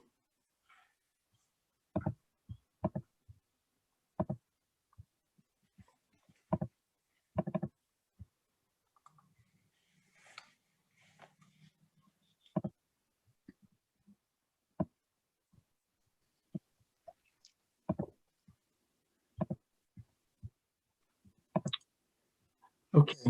Now, Mr. Moderator, can you see it? Yes. Great. Thank you very much. Thank you, town meeting members. Would like to take a few moments to present the FY22 school department budget. First and foremost, I want to thank everyone that was involved in the development of this budget, which includes Chief Financial Officer Gail Dowd, Assistant Superintendent Chris Kelly, Assistant Superintendent Jennifer Stice, all of our building principals and directors, and staff for all of the hard work that they put into the development of this budget. And I would like to thank the school committee for their support of this budget. So first thing we want to do is go a little bit back in time just to set the context. In the current FY21 budget, which has gone through 3 iterations because of COVID, that includes a one-time cost for COVID-related expenses of $180,000. So in all of the FY21 numbers, you will see that $180,000 that is highlighted. In the when you compare it to the FY22 budget and we exclude the COVID-19 expenses, the percent budget increase, if the operating is 3.2%, the accommodated costs, which includes our special education, tuition and transportation minus the circuit breaker, is 1.14%. So the overall budget increase is approximately 3%. When you take a look at this by cost center, there are 5 cost centers to the school department budget. The FY22 budget, when you break it down, we have some increases in administration. That is because we have elevated the human resources director position, which was elevated in FY21. That is to increase our ability to hire a more diverse workforce, which is one of our school department goals. Our regular day budget increased a modest 3%. We do have some positions in that budget. The special education budget increased 2%, partly in due to the fact that our circuit breaker this year for next year has gone up about $200,000. Our school facilities budget has decreased 1.3%, and that is partly due to the one-time amount of $180,000 that was in the FY21 budget, but is not in the FY22 budget. And district-wide programs has increased about 4.3% for a total overall of 2.6%. When you break it down by general fund expenses, our professional salaries budget, which includes all of our teachers and administrators, is a 3.2% increase. The clerical salaries, which is our secretaries and administrative assistants at central office, are 1.7%. Other salaries, which include your paraeducators and custodians and other staff, is a 3.2%. Contracted services, which includes our cleaning services and transportation, 2.6%. Supplies and materials have decreased because of the $180,000 COVID expenses one time in FY21, and then other expenses, which is your out-of-district tuition, is a 1.4%. And again, that gets you to the 2.6%. You can see that over time is the annual average increase over the different cost centers. There are some years where you see some cost centers go up and others go down. And that is obviously due to the fact that there may be shift in positions or some decreases in the budget due to decreases in expenses for particular years.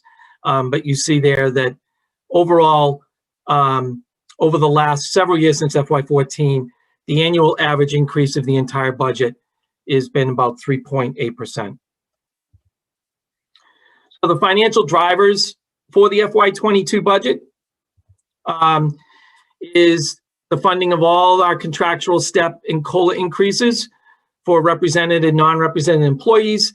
We are currently in the middle of negotiations with all 5 of our collective bargaining agreements. The 3-year agreements are coming to an end in this fiscal year. And so we are in the process of negotiating those. So we have put in a placeholder amount for those different increases. Known out-of-district special education, tuition, and transportation expenses, and any anticipated increased rates on this. We are going to be funding some curriculum material in this budget for mathematics and social studies, and also begin to fund elementary math curriculum material. We are also going to continue to fund some of our remote learning curriculum material.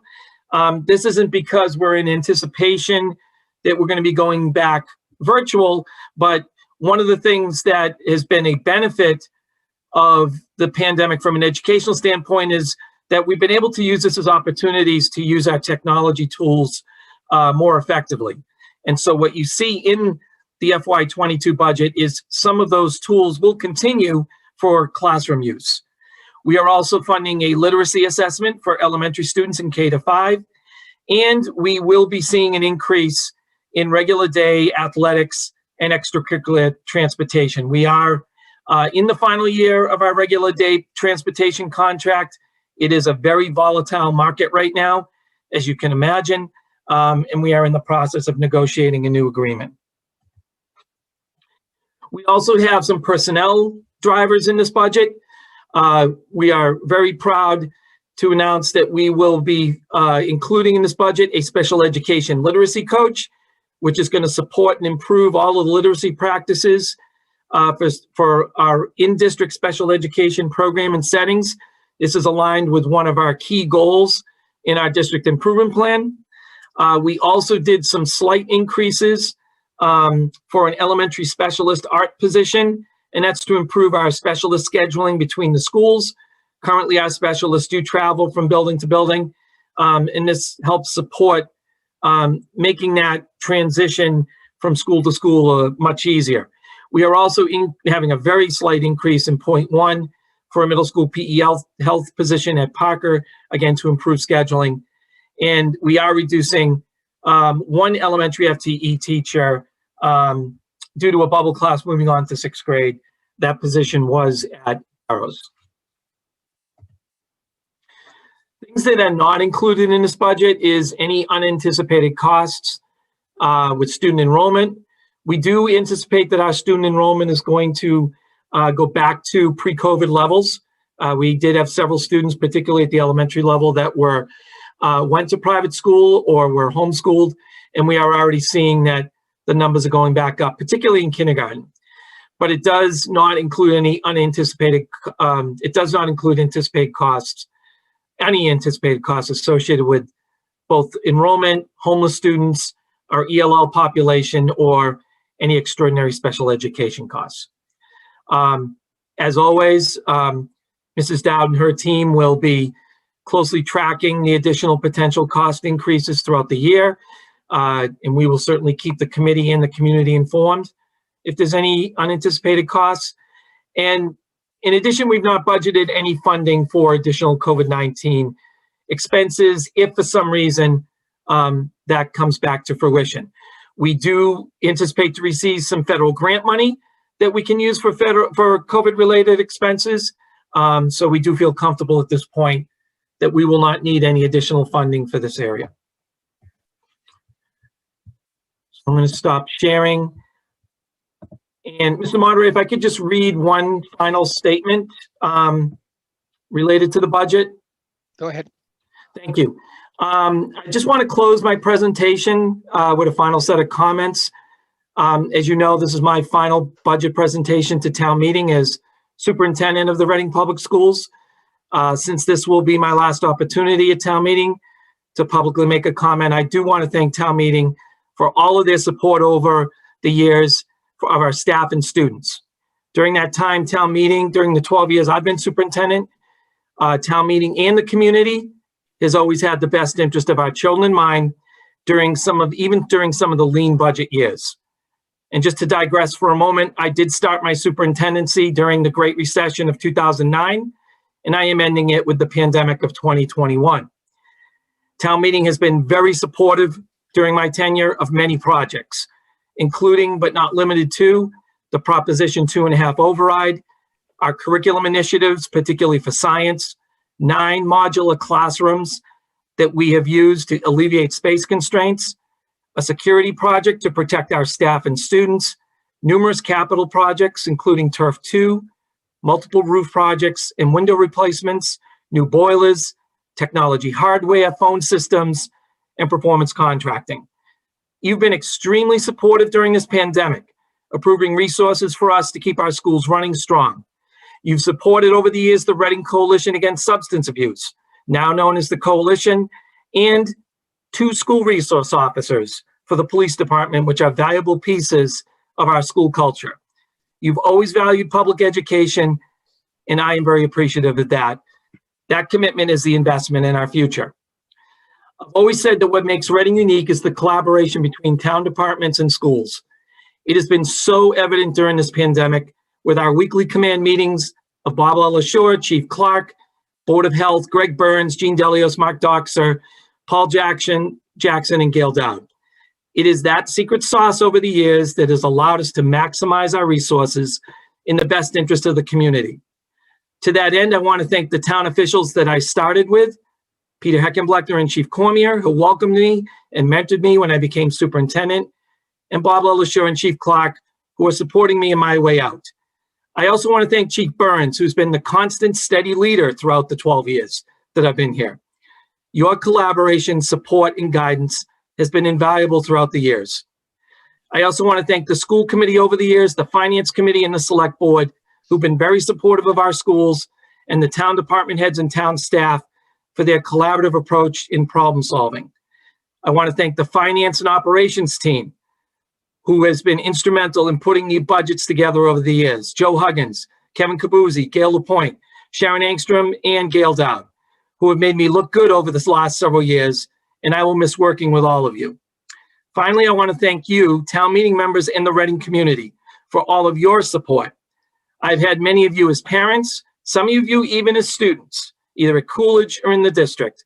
I've had great memories that I will never forget.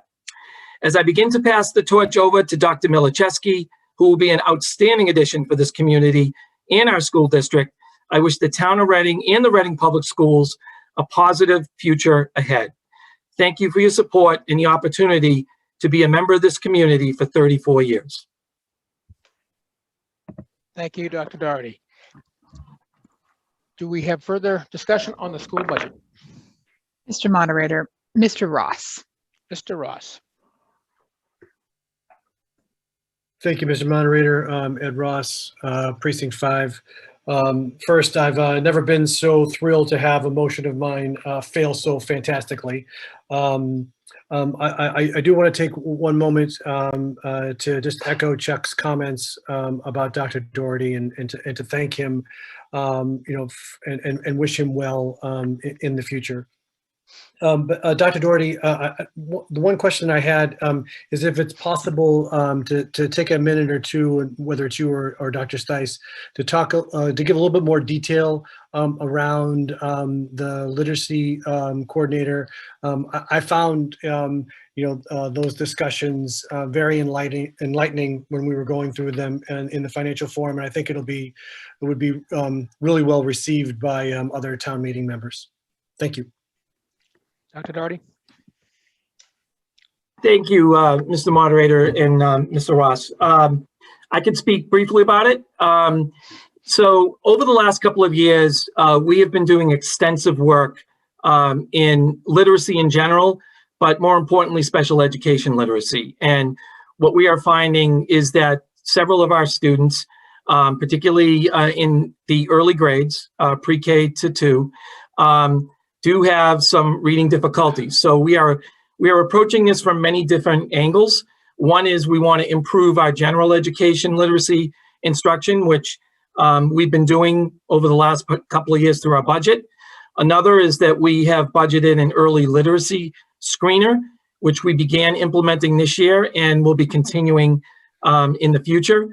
There is a new set of guidelines that are out by DESE, their dyslexia guidelines, which goes over the structures and supports that we need to move literacy education forward. Due to the hard work of Dr. Stice, a lot of the things that are in those guidelines we have had in place and are putting in place for the last couple of years. Part of this is the special education literacy coach. The special education literacy coach is going to support all of our special education programs and teachers, providing professional development in trainings on how to educate our students in literacy from a special education lens. This position will also work very closely with our curriculum coach, our curriculum coordinator for literacy, Allison Straker, our assistant superintendent, and our staff and reading specialists as a bridge between special ed and general education. So this is a position that is just emerging in research, and we feel that we're on the cutting edge with this, and we feel that this is an investment in our students, and we also believe that this is something that will be able to reduce the amount of out-of-district placements for students that have language learning disabilities. Further discussion? Mr. Arena. Mr. Arena. Thank you, Mr. Moderator. Congratulations, Mr. Doherty, on a fine career. It's not many people these days that get to stay in one place for 34 years. You made a passing reference to COVID's impact on homeschooling and private school. I was wondering if you had any specific numbers in terms of the reduction and then the recovery now that we're climbing out of this mess. If you had any specific numbers. Sure. I don't have the specific data in front of me, John, but I do know that the greatest impact was at our elementary level. We did have several students that left in the early grades and they went to private school. And those students are now coming back. We are getting families requesting to have their children return back to school. Our homeschooled student population went up slightly from previous years. It wasn't dramatic, but we did see a slight uptick in our homeschool population. And those students are also indicating that they're returning next year. Thank you. Further discussion?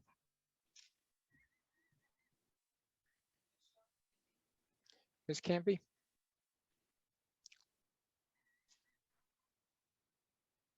Michelle Sanfey. Sanfey, I'm sorry. Thank you. Michelle Sanfey, Precinct 6.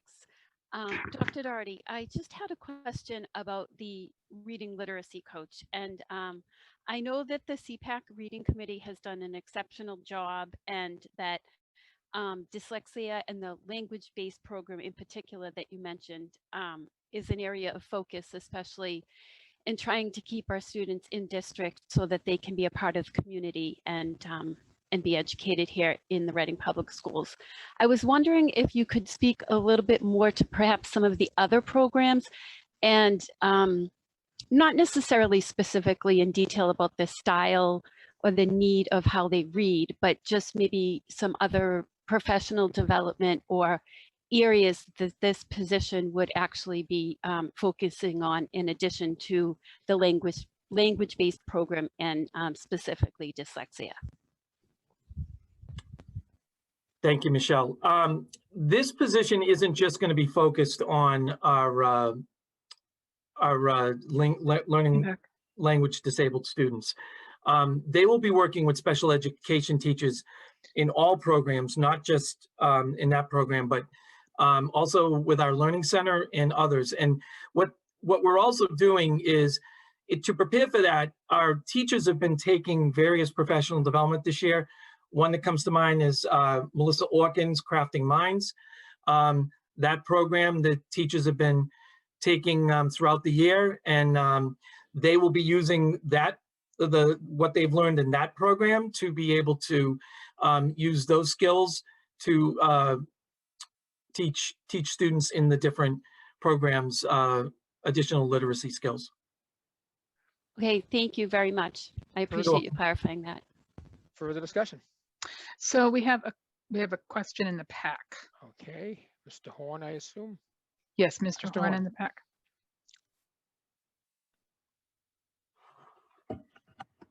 Yeah, good evening, Mr. Moderator. Bernie Horn, Precinct 1. Two questions, and first, Dr. Doherty, thank you so much for being the teacher of our children and leading the school district here with great and exemplary style over the years.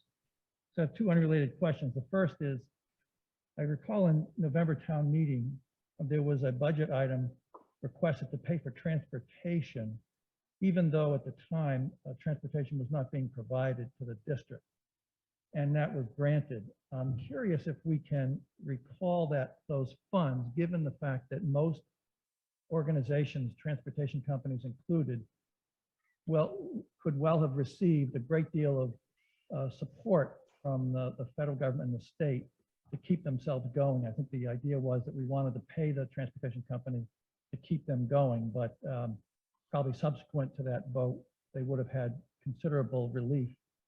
And I'm wondering if we can recover those funds, or perhaps negotiate the contract that we might not pay while getting transportation services. That's the first question. Dr. Doherty? So as I mentioned earlier, the transportation market was a very volatile market, continues to be. And so what bus companies did, and this was approved at the legislative level, is we actually had to pay for readiness. So we were paying an amount of money, even though the buses may not have been running at full capacity, in order to have the buses ready when we did return. So when we started full in person again on April 5th, our buses were ready to go for all of our students. Our high needs students were pretty much coming every single week. So what we were paying for is the ability to use the transportation when the need was there. There were some other, and we negotiated that both with our special education transportation and our regular ed transportation. Mrs. Dowd and I was on a subcommittee for special education transportation. It was a regional negotiation, which we got a very good price compared to some other regions. If we did not do that, we would have been without bus transportation when the buses were needed again. So we're not able at this point to recoup any of that funds because we did have to enter into a contract with them. Yeah, I guess I would just challenge the premise that they would not have been there had we not paid them. I guess my concern is that they kind of double dipped, getting PPP loans, unemployment benefits on behalf of their employees and so forth. So I guess all I'm asking for is perhaps we could revisit that and challenge those prior negotiations to try to get those funds back.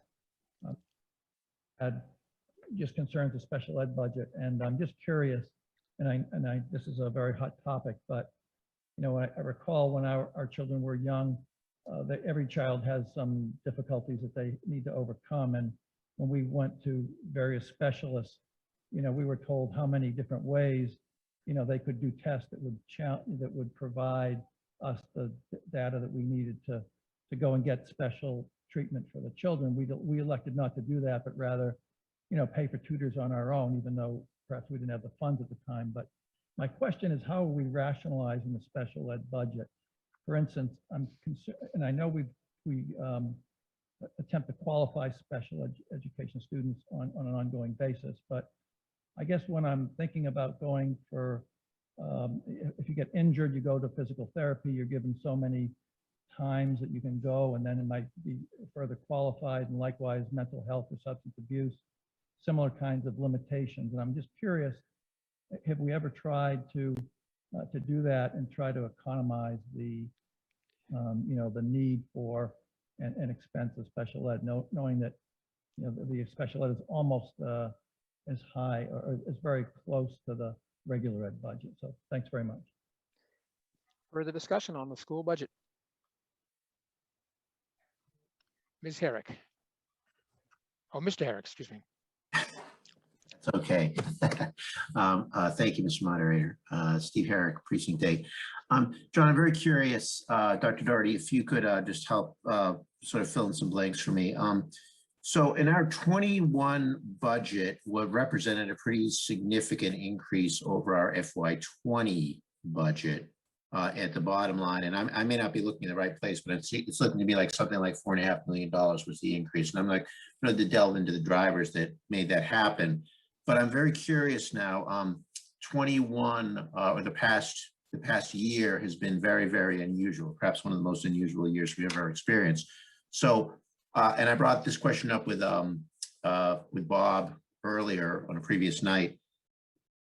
Where do we expect to actually come in? I've noted that on page 120 of our pamphlet that the school department has been able to turn money back at the end of the year. Excuse me, Mr. Herrick, just 1 second. We have a point of order from Mr. Horn at the PAC. Please. Yeah, sorry, I had just posed a question to Dr. Doherty as to how we might utilize these kinds of limitations on special ed and what might be done to try to economize on some of those expenditures. Okay, we will get to that as soon as Mr. Herrick is done. Thank you. Mr. Herrick? Okay, broke my train of thought a little bit there, but I'll try to continue. So my question is, where do we expect to finish in 2021? It was a very unusual year. I know that there were probably areas where we experienced more costs because of COVID, but I'm imagining there are also areas, we've already touched on things like transportation, where we had less cost because of COVID. We didn't have a school full of children all year. Do we have a sense for where we're landing in 2021, so we can kind of get that, you know, unusual year of 21 actuals to where what we're proposing for 22 right now? Dr. Doherty? I think Mr. Robinson wanted to, I think his hand is up. He wanted to answer that. Mr. Robinson, are you available? You are. Go ahead. Oh, we have him. Okay, good.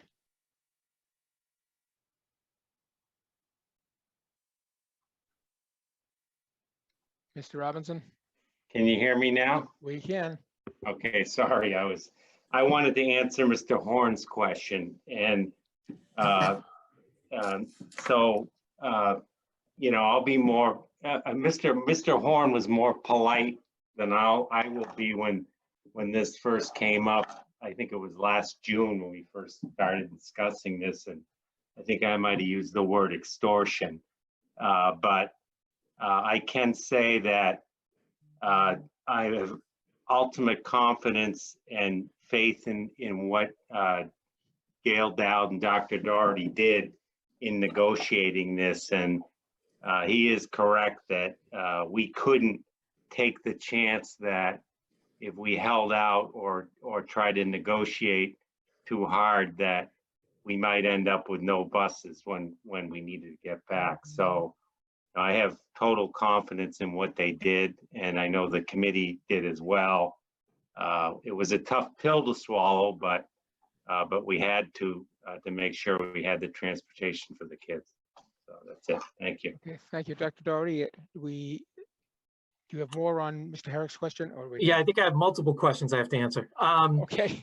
So, Mr. Horn's question. So the way special education works, it's all guided by law, and it starts first. There's a pre-referral process where you try different instructional strategies before a student even goes into special education to see if those instructional strategies actually help, and it avoids having to provide additional services.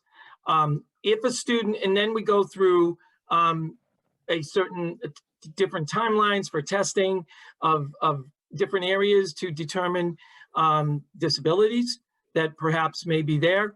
And then we are required, once there is a disability, to provide the least restrictive environment for that child that is on an individualized education plan.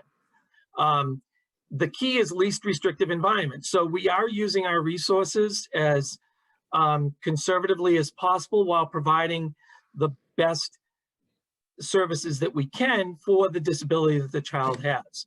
We also belong to 2 collaboratives where there is significant savings compared to private out-of-district placements. Several times during the year, I report to the school committee about our 2 collaboratives and reports. And in those reports, it shows the difference in the cost of a public tuition for special education versus a private tuition. We also have our in-district programs, which are at a lower cost than either the public collaboratives or the private out-of-district placements. So we are using services and economizing as much as possible, while at the same time providing the legal obligation that we need to do what's best for the students on those IEPs.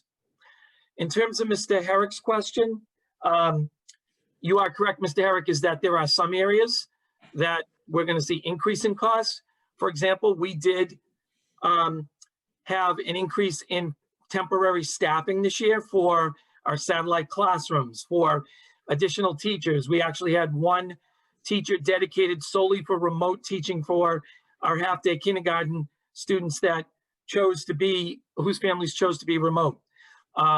We did see increases in some areas of overtime. We had to pay, as Mr. Robinson mentioned earlier, we had to pay an amount to maintain our transportation. We did see some savings in things like substitute costs. And the utility costs are savings that you would see on the town side, which I know Mr. LaLacheur discussed in a previous town meeting. So the piece that I think is important is that We are using our money as strategically as possible. We've been doing a balance of both grant funding and operational funding so that we can do what's best for the district and for the community. And we are certainly trying to also strategically prepare ourselves for next budget year in the year after. So we're trying to position ourselves in a way that helps support not only this year, but next year and FY23. Thank you. Mr. Moderator. Do you have a sense, just to follow up, Dr. Doherty, do you have a sense for where, with 2 months left effectively to go in the fiscal year, where we'll be ending up for the current year in terms of our total expenses approximately? Mrs. Dowd did a projection about a month ago, and I believe right now we have a surplus of about $400,000. That's just off the top of my head. But you know, as we said, we still have 2 months left to go. Okay, I just say while I have the floor, I do want to thank you for your service to the town. I know that it's been a tough job, and I think everybody here really appreciates all the work you've put in to help the community and our children. Thank you. Mr. Lillishore says that he has a response on the vocational school buses. Mr. Lillishore. Thank you, Mr. Moderator. I just wanted to add that you know, we also pay busing for the Voc School students, and we face the same issues that Dr. Doherty did. You know, extortion is one word for it, but illegal is another. It was illegal to pay for services you weren't receiving until the legislature actually passed a bill to allow it. So, you know, in effect, they were, you know, bailing out the busing companies, if you will. But just to emphasize something John said, when we had billing from the Voc schools, we were charged two rates, as I know John was. One is for transportation rendered, and one was for transportation readiness. So if you know, Voc school students went to school 7 days a month and did not go to school for 13, we paid a pretty good reduced rate that the schools negotiated for the 13 days. There was an additional charge. I forget what it was called. I know Gail will remember. The town never paid that, and that was really above and beyond. Where you know, I thought it was double dipping with some of this aid they were getting directly. So we did not pay all the charges. Most towns did, but it was a tough issue. We try to remember that it was, you know, it was a pandemic and everyone was doing the best we can. But at the end of the day, we had to make the same decision that Dr. Doherty is, which is protect the interest of the kids and follow the law. And once the law changed and we were able to pay for services not rendered, then we did the same thing that the schools did. Thank you. Further discussion on the school budget. Karen Janowski. Ms. Janowski. Thank you, Mr. Moderator. Can you hear me? Yep. Karen Janowski, Precinct 2. Thank you, John, for all that you have done for the schools. I do have a question about the over $54 billion that will be available for COVID relief funding for K through 12 schools, and how that will impact next year's budget. This money has been set aside specifically to reduce and reverse the effects of the COVID slide and help students who've fallen behind. And do you have anything can you enlighten us at all about how this, if we will get any money, and how this will impact next year's budget? Dr. Doherty. That's a great question, Karen, and thank you for bringing it up. And you said, what you're referring to are the ESSER grants. Yeah. We have not received a lot of information on ESSER 3 yet. We're hoping to hear that soon. We do have some information on ESSER 1 and 2. And these are, you're right, these are expenses related to recovery from the pandemic. So our goal is to focus on staffing and programs that will impact our social emotional recovery for students and staff, and to close the academic gap related to the hybrid model, the remote learning model. This will include, but isn't limited to, summer programming, additional tutoring, additional staffing for counseling services for next year, additional programming for our social emotional programs like for advisory and at the high school level. So we have been putting together a plan strategically to do that. So that is our goal of the use of the funding. The danger, like anything else with grant funding, is it goes away. So we have to be careful that whatever we put in is funding that is going to be sustainable over time, or that we're willing to phase it out when the grant funding ends. Excellent. It's great to hear that you're thinking so broadly about the potential for this money, and that's great. And I just want to say thank you, John. I wish you well with your next endeavor. It was great working with you in the past. Thank you, Karen. Thank you. Further discussion on the school budget? John ONeill. Mr. ONeill. John ONeill, Precinct 4.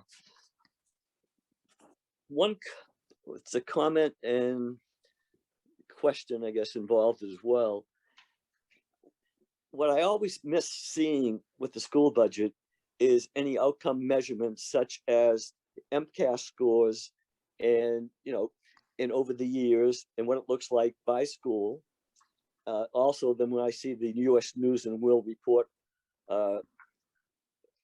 they just did an evaluation of the high schools in the country, and then within each state. And I know in Massachusetts, Reading came in 141st, which was a concern, as have the MCAS scores been.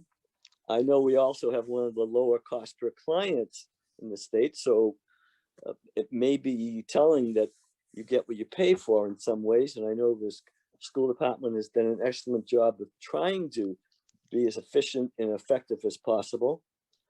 But those trends, and especially, I've looked at the MCAS scores every year since they started them for Reading by schools.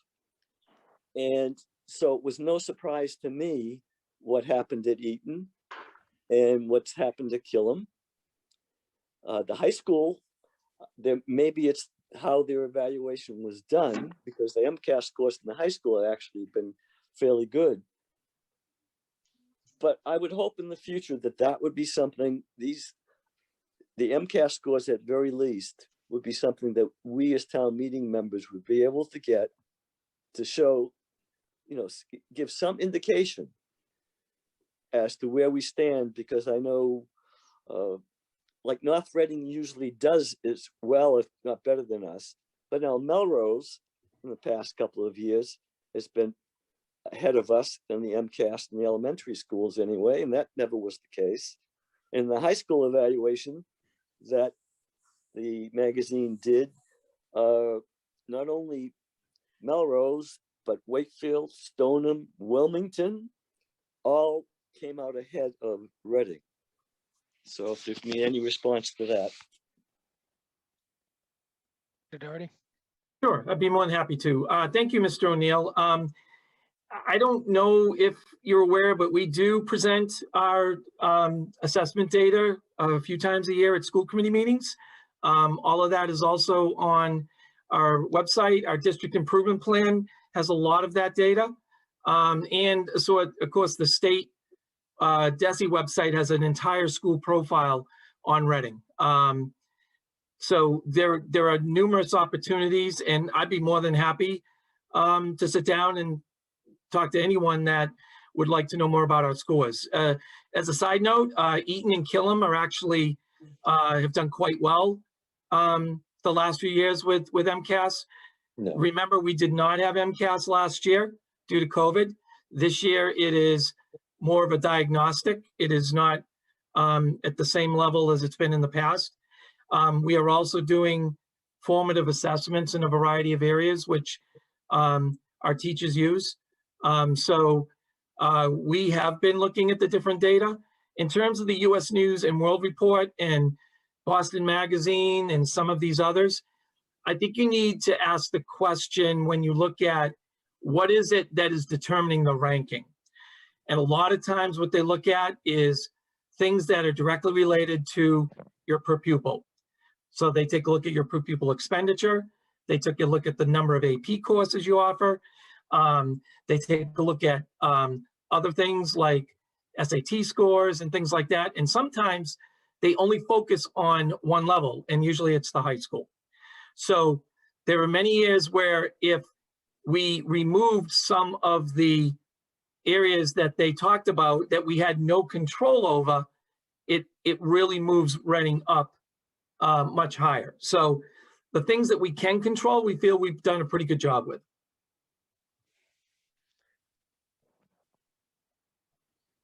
You all set, Mr. O'Neill?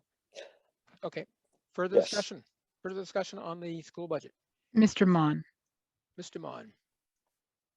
Thank you, Mr. Moderator. Jamie Maughan, Precinct 4, and I also would like to thank Dr. Doherty for the years he's put in. I know it hadn't been easy in many cases, and you stuck with it. We appreciate it. Thank you.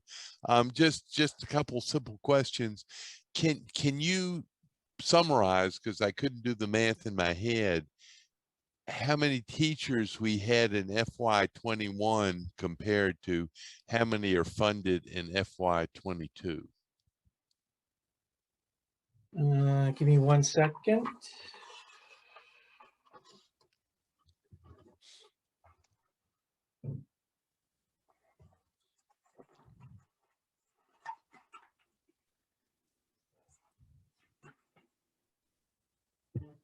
Well, actually, I do know that it's a 0.4 difference. So it's a it's a 0.4 decrease. We're decreasing a 1.0 teacher at Barrows, and we're increasing 0.4. It's a 0.6 decrease. Sorry, it's a 0.6 decrease. Well, aren't we increasing by 1 with the special ed literacy position? That's not a teaching position. Aha, okay. That's why I couldn't get the math to work. So what about, would that position fall under administration then? No, it would be a special I think it's listed as a special education coach in the special ed budget. Okay, so we're decreasing teachers by a small amount, but yet we're adding some other teaching related positions. Is that a fair statement? That is correct, yes. And then I know it's hard to tell because all the applications aren't in, but what do you envision as the student population in FY22 compared to FY21? Kindergarten numbers are back up to pre-COVID levels again. So last year we had this current year, we had a low number of kindergarten students. Next year, we're back up to around 300, which is the norm. We're also getting students that were in private school are coming back. So I would say that the 200 students that we were down, we'll be back up close to that 4,300 for next year. Okay, thank you very much. You're welcome. Further discussion on the school budget? We have John Sasso. Mr. Sasso. Thank you, Mr. Moderator. John Sasso, Precinct 2. And also let me just express my thanks to Dr. Doherty. I just had a question regarding the circuit breaker reimbursement you mentioned in the special ed budget. A couple things, just the $211,000 there. Was that primarily due to the education reform bill and the extra circuit breaker on transportation this past year? No, that actually hasn't kicked in yet. What that is a result of is the cost of some of our students that require additional services. Mostly these are out of district students that maybe it's at a higher tuition that they're attending a school or additional related service providers. But no, that funding hasn't kicked in yet. Do you know when that's supposed to kick in? We're supposed to get some of it next year, the next budget year. And is that fully funded moving forward, or was that a limited term, do you know, at this point? It's an incremental increase over a 4-year period for the transportation. Right. Okay. All right, great. No, thank you very much. I appreciate it. You're welcome. Thank you. Further discussion? I don't see any. Do you? Nope, No further discussion, so we will move on to section W, I believe Mr. LaLashore has a brief presentation. Bob? Thank you, Mr. Moderator, town meeting members. I'm going to share one screen and then kind of share more of a budget screen. These are the revised motions you will be voting on. Two town meetings ago, I gave an overview of the enterprise funds and noted that I had just made a clerical error. I just didn't read as carefully as I should. So these amendments right here, these friendly amendments right here, were just my error. The other piece to that, which hopefully is a little bit more important, the select board has not yet had a rate hearing for water, sewer, stormwater, so that I was waiting to see if that would happen before town meeting, but it clearly will not. So I've used placeholders in the motion, which were also placeholders in the budget document you received, but your motions just listed TBA. So I just want to make sure that's clear that the motion will use $1 million in water, 800,000 in sewer, 90,000 in stormwater. When the select board does have their hearing, if these figures need to be adjusted, because they will set the rates, and then setting the rates and some other math will determine how much reserves are needed to be used.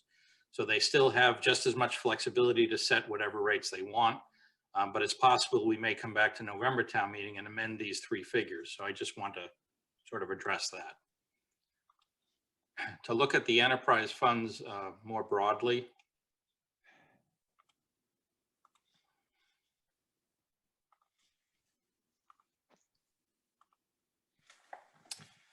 a couple things happened. We still are in the middle of a lot of capital expenses in water and sewer. You've seen some debt authorizations in recent town meetings, for instance. We also, for the MWRA assessment in water, we pay 1 year later based on usage. So right now in the current fiscal year, we are using significantly more water. I'll say 20%. That's the last time I looked. Obviously, there's a lot of people home that didn't used to be home all day. And we're not paying for the water this year. So it's almost free water, but we will pay next year. So even if the usage goes back down to pre-pandemic levels next year, we will be paying for an increased usage this year. That's just the way billing works. No one ever imagined it would be so mismatched in a year, so it's not a problem. But in terms of the rate setting process, the select board will be able to assume some sort of water usage increase, because that's been new growth oriented, new houses, new businesses, so that even if there's a 20% jump in water usage right now, that will not mean 20% rates. Rates will be, again, their choice, but I'll say in the 5% ballpark. For the Water Enterprise Fund specifically, and a town meeting member had mentioned earlier that page references are always helpful. For the budget, we try to put that up on the upper right-hand corner. So Water Enterprise Fund starts at page 172. We have an estimated range of rates. And again, I don't mean to say what the select board will do because I don't know, but rates will probably be able to be in that range. I don't think they'll be able to easily be lower. Wages are up a very small amount. Overhead expenses, mostly limited or impacted by property casualty insurance, as I mentioned in the general fund.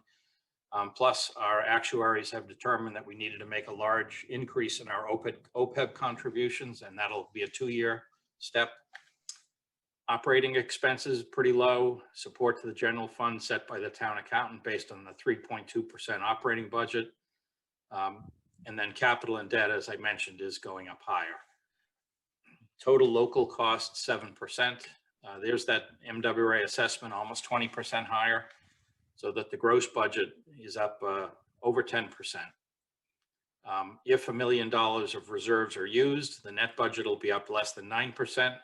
But then because water usage will be a higher assumption, rates won't need to go up that much.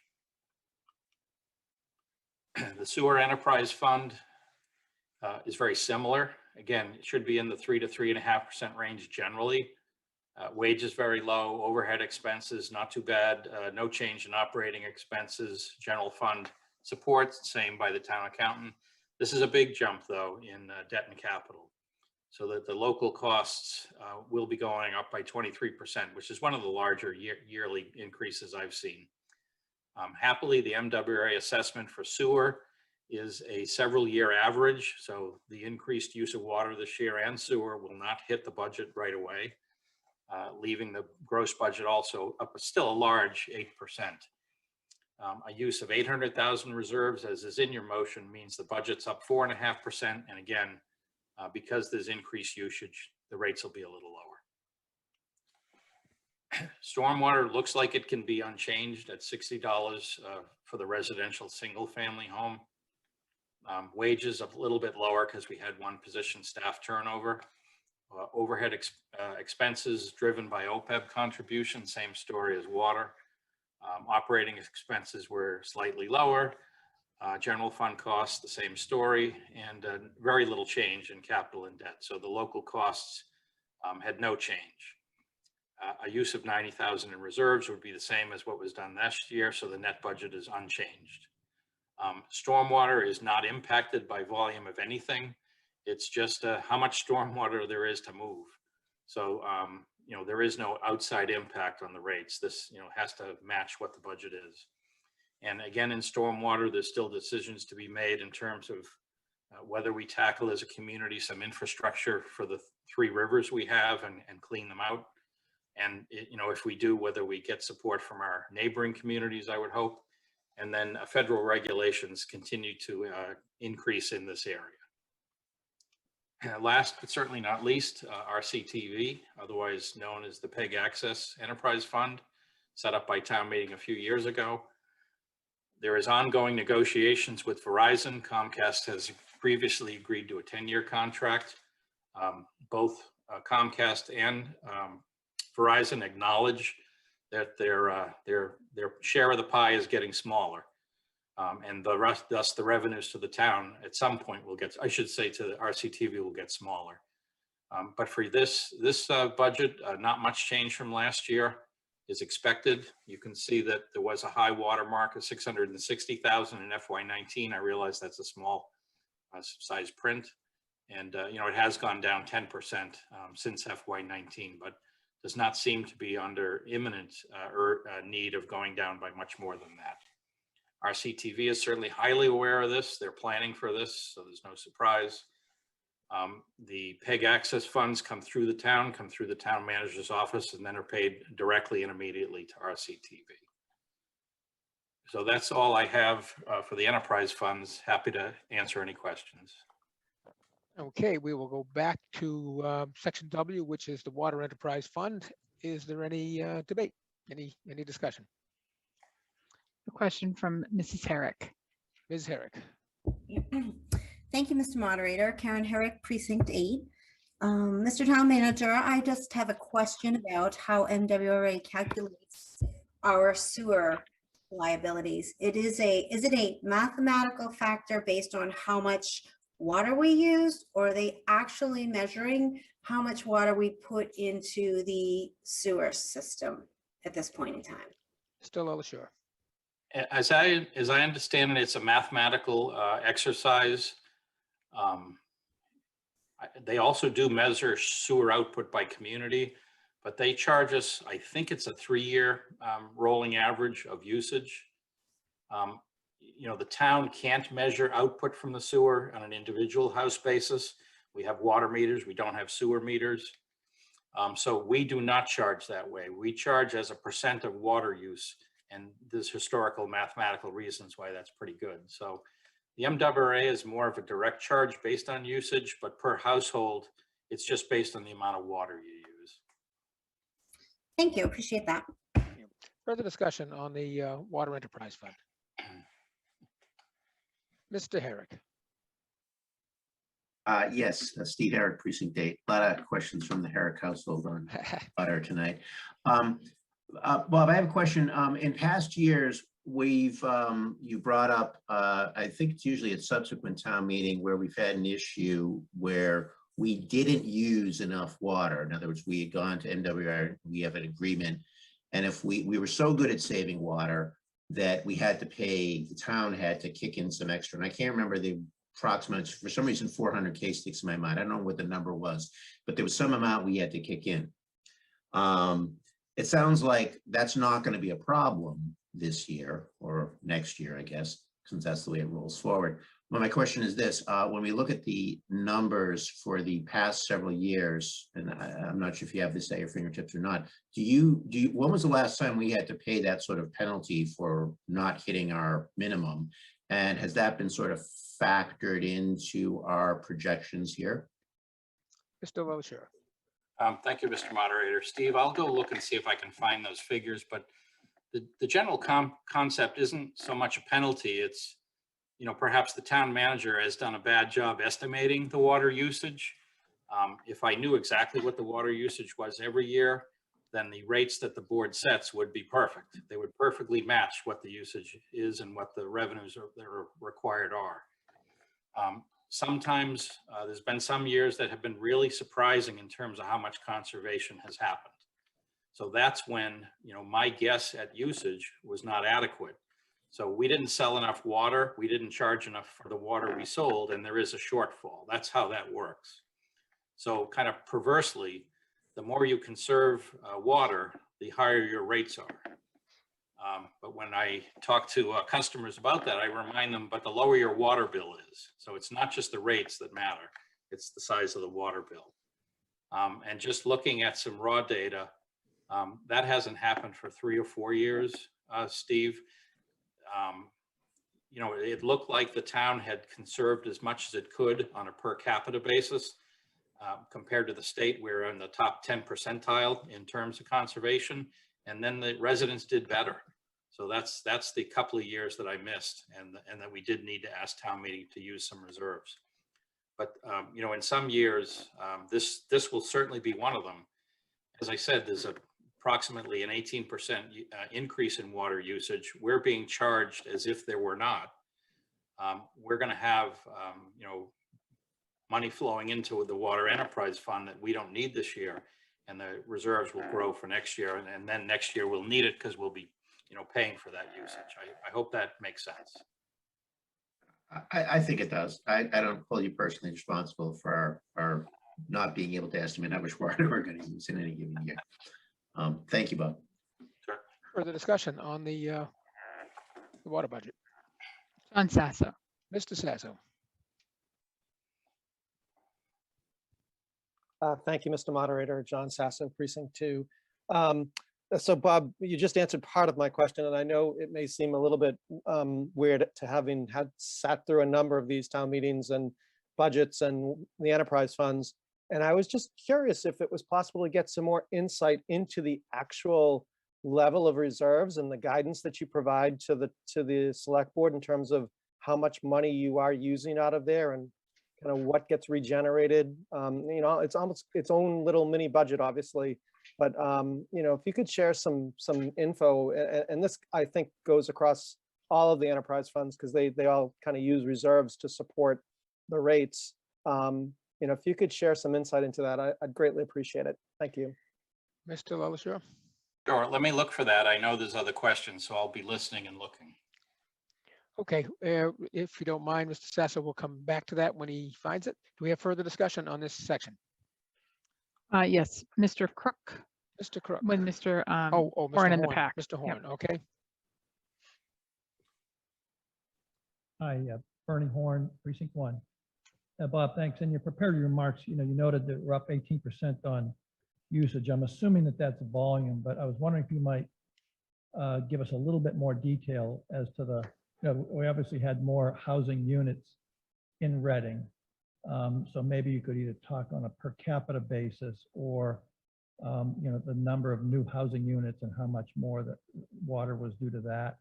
And secondly, the mix effect. Is there a mix effect in terms of low utilization households, high utilization, and or industrial or business use? If you could just maybe give us a little bit more clarity on that thing. Mr. Wilshire. Yeah, Mr. Horn, I don't have that level of detail. I would say that the, the new growth from residential and commercial would be a very small portion of the 18% increase, maybe 3 or 4.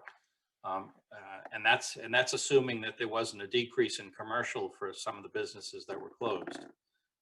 It was really just strictly people being home and people using a lot more water than when they were at work. I do have one chart to answer one of the questions. Okay. Share.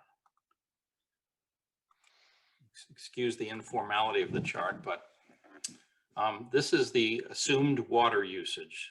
So you can see this is one of the times when we had to just decrease the amount. There was a lot more conservation. We had seen an uptick and then there was an enormous amount of conservation. So we just had to adjust down. But as I said, you can see in the last few years, the probably amount of per capita conservation has leveled off, and then this is the new growth. So that's one of the answers. All right. You still looking? So we'll.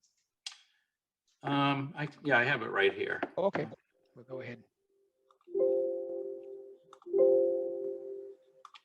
This is one of the benefits of staying in my office, by the way. Let me share this one.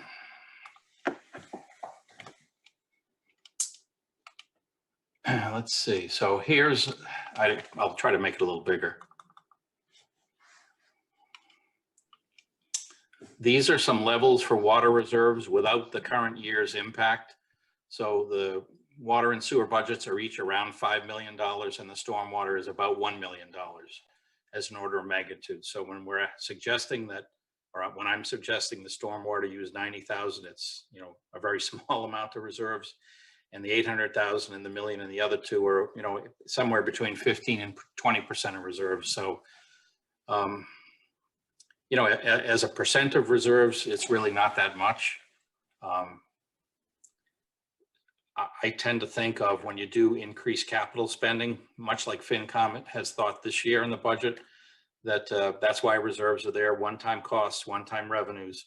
So our capital spending in one of our debt projects is, is increasing for that reason.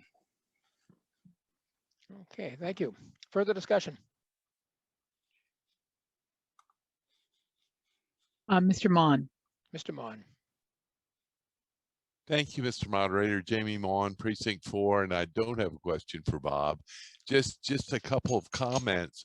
One is on the water conservation. I don't want the message to be conveyed that we pay more because we conserve water. That just isn't right.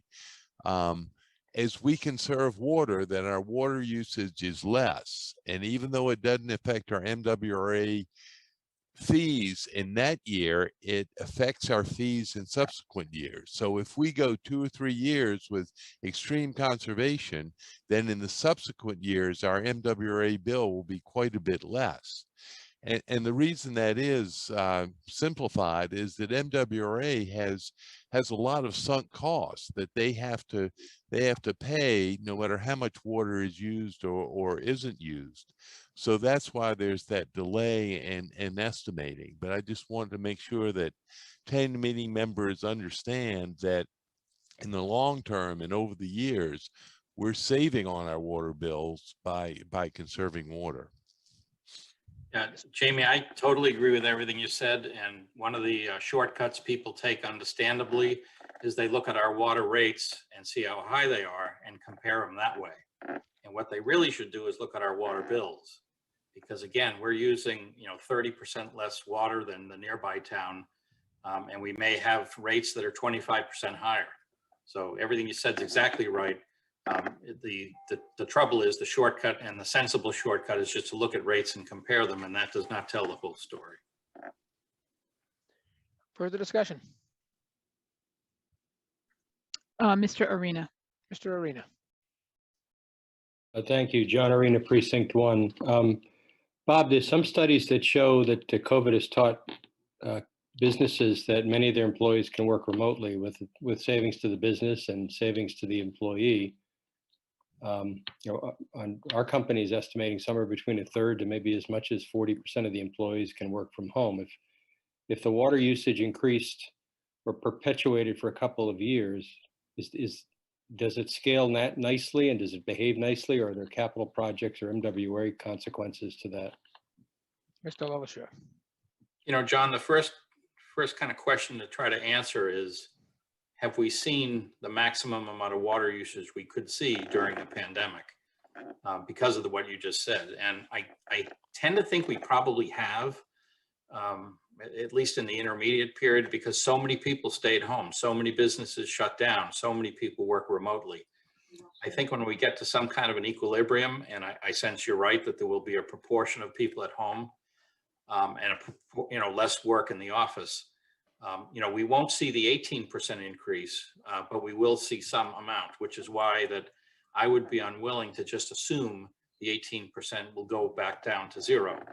I'm willing to take 4 of those 18 as things that'll go back down to 14, and then beyond that we'll see. So we're being really conservative in saying, we think 14 out of 18% is sustainable, I guess, is what it comes down to. But time will tell. It's hard to know. And then as a follow-up, you made reference to OPEB contributions. Do you have I know this is normally Sharon's area, but do you have a sense of where we are on OPEB generally? That will come up at another article in town meeting, so Sharon can probably talk a little about it. I'd say the water, sewer, and storm waters are on a 20-year funding schedule at this point, maybe a little less. The general fund is still, lagging quite badly. We only put in, 25% a year of maybe what we should put in as a full contribution. Yeah. And the plan has always been, once the retirement contribution is fully funded, which results in about a $4 million annual decrease, that we can put a good chunk of that towards OPEB. Right.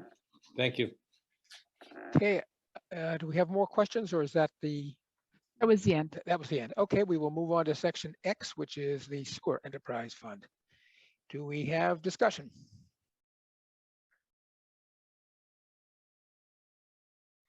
Seeing none. None appearing. We will move on to, let's see, let me flip the page here, section Y, which is, I believe, the Stormwater.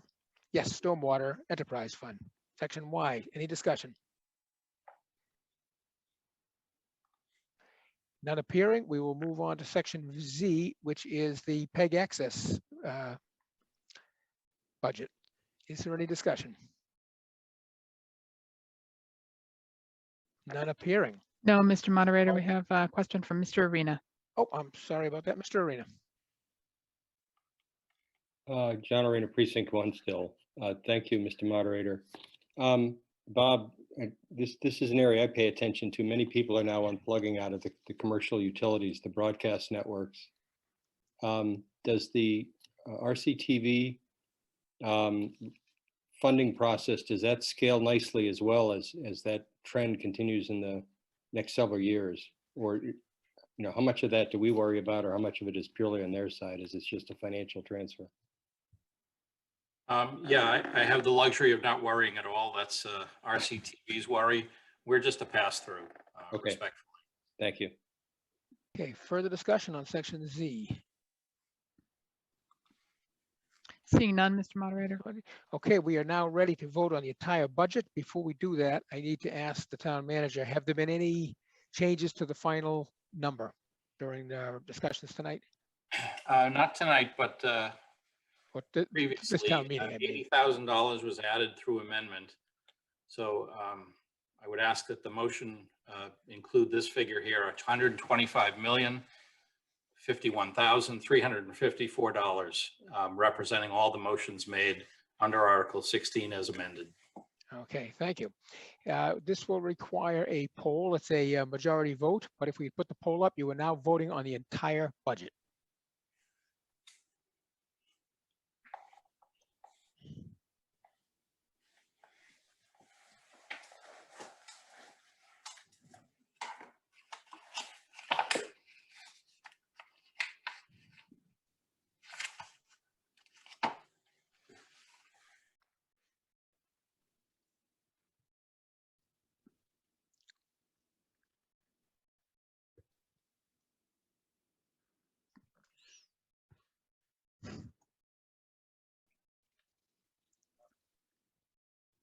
Okay.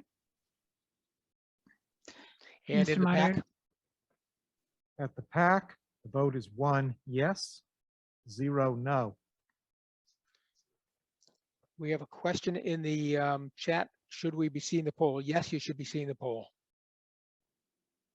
We also have a hand up from Fausto Garcia. Mr. Garcia? I'm sorry, I did that by mistake. Okay. We still have a problem with Mr. Coram. He's not seeing the poll. Okay. Jeff, Go ahead. I'm sorry, Mr. Sorry, Mr. Moderator. Jeff, go ahead and put your vote in the chat. Okay, that's exactly what I was going to say. So fine. Great.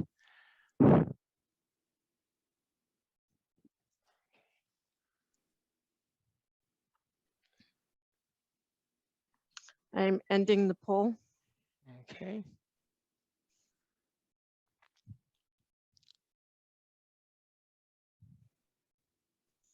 $159 to 0. I'm sorry, 159 to 9. 159 to 9. The vote being 159 in the affirmative, 9 in the negative. The motion carries and the budget has been approved. We will now move to Article 5. There's a, hold on just a second. Yes, Mr. LaLashore.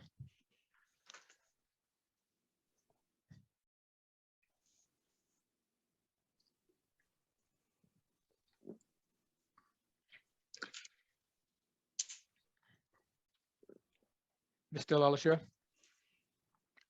I think you're muted. There we go. Thank you, Mr. Moderator. This Article 5 is found in your warrant report on pages 5 and 6. Trying to make this big enough. There was one change I spoke about, but this shows it to you. And our town accountant, Sharon Angstrom, will follow up in Article 7 with a little bit more. But for this year, we've had a terrific savings in health insurance premiums, and as recently voted by our Public Employee Committee, a return of $800,000 from the employees and a request at town meeting to fund OPEB. So $500,000 of savings in premiums we can use to offset some of these expenses, 800,000 returned, and then the fraction of the 800,000 that Sharon has determined belong in the general fund are almost 700,000. We also have 2 pending retirements. What those are is public safety officials who have not been able to work for some period of time and are clearly in the retirement path. So what this does is move the wages spent on them, because they are still being paid as employees while our retirement board processes them. It takes the expense out of there and puts it into the benefits section where it belongs, because these employees are not actively working in the department. If the process were faster, we'd see this as a pension expense. Oops, I mentioned also that we were seeing an increase in some of the schools. You can see 2 of them, Essex Aggie or Essex North, 25,000, Minuteman 10,000. We did need to ask for a little bit more money, $10,000 for elections. We had more elections than we had budgeted.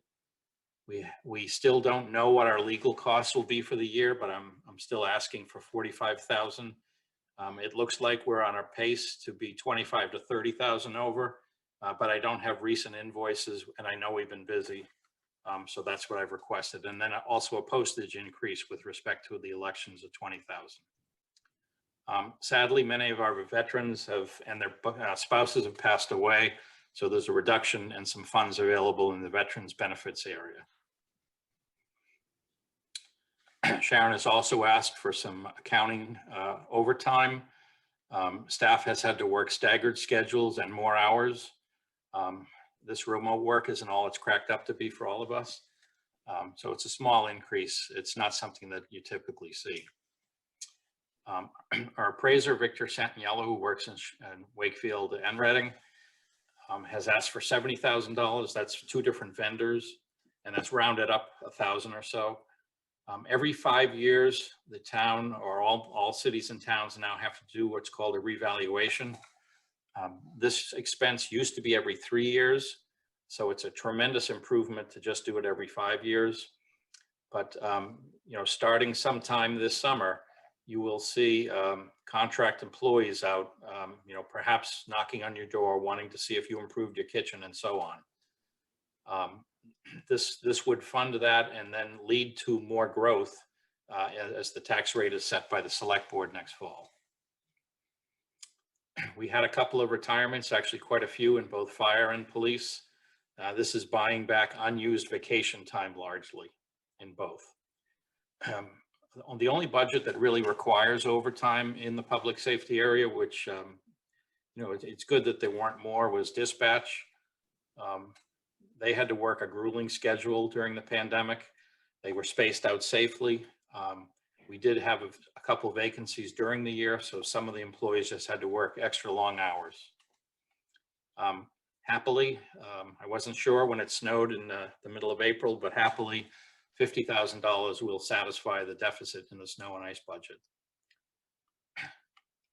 So the total is $106,000 and $106,600 that we need to find the sources for. But actually, they're just transfers to the two lines down here. So again, that 800,000 right here was split into several pieces, 700-odd thousand going to the general fund, $18,000 going to our three enterprise funds, which I'll get to, and $88,000 going back to RMLD. Each of the enterprise funds simply reflect this figure here, $18,300 split in three ways. So most of it's in water. Those are where, you know, we have a lot more FTEs in water than the other funds, less in sewer and even less in stormwater. And that's all I have for the bulk of Article 5, Mr. Moderator. Thank you. Do we have a FinCom report? Yes, Mr. Moderator. Mr. Ross is ready. Yes, Mr. Ross. Thanks, Mr. Moderator. On our April 22nd meeting, we voted 8-0 to approve. Actually, I'm sorry. Let me restate. We voted on the original amendment, a warrant article on our meeting on 3/17. On our April 22nd meeting, when we got the revised numbers from Bob from the with the OPEB allocations, we voted 8-0 to approve that warrant. Thank you. Further discussion on Yeah, the motion Mr. article. Yeah, Mr. Ensminger. Mr. Ensminger. Thank you, Mr. Moderator. And through you to the town manager, Bob, we're doing the formal reeval every 5 years now. Can you comment on the kind of modeling we're doing to establish valuations in years 2, 3, 4, and 5? Mr. LaLacheur. I couldn't possibly do that, but hopefully Victor is lurking in the background and could help us. I could take a guess, but if he's here, yeah, he's got his hand up. He is. Mr. Santiello. Santaniello, excuse me. Good evening, folks.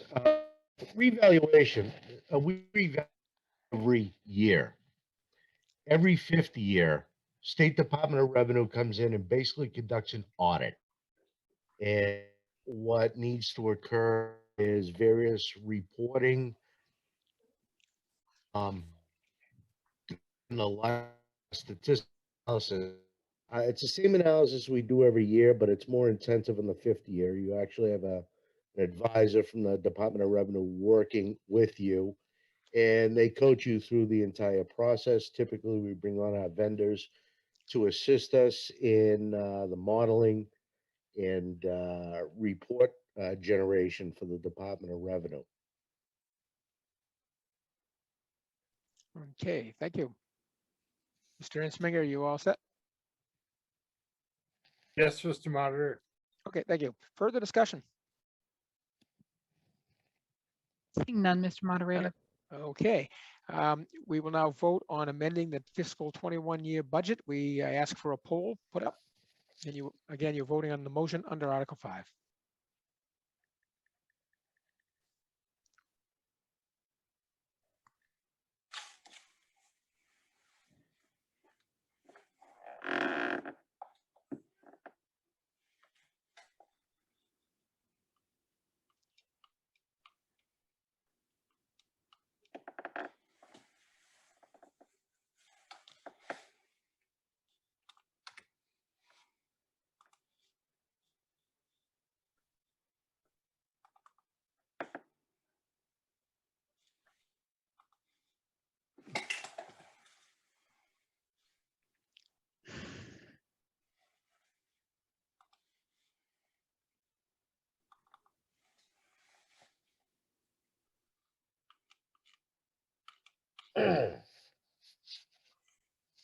Mr. Moderator, may I ask, Jeffrey, do you see the poll? While we're waiting for that, Mr. Crook, the vote in the pack? At the PAC, we have 1 yes, 0 no. Thank you. Yep.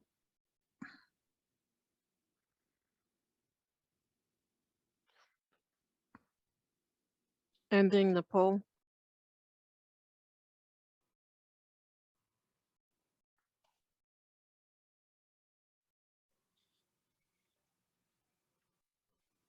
Laura, do you see the comment in the chat? Yes, I do. Thank you. Okay, and do we have the vote?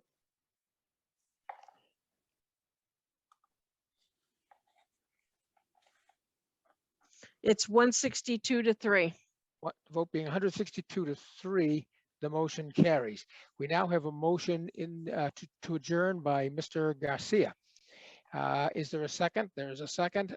This is non-debatable. Again, I ask a poll to be put up. This will, if you vote yes, you will be voting to adjourn the meeting until Monday night, which is May 10th.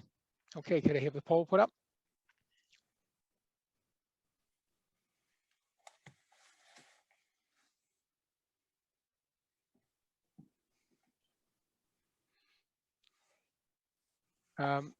There's a point of order, Mrs. Williams. You're asking how much is left. You mean on the warrant itself? If that's true, we still have Articles 6, 7, 9, 10, 11, 12, 13, 14, 15, 17, 18, and 20.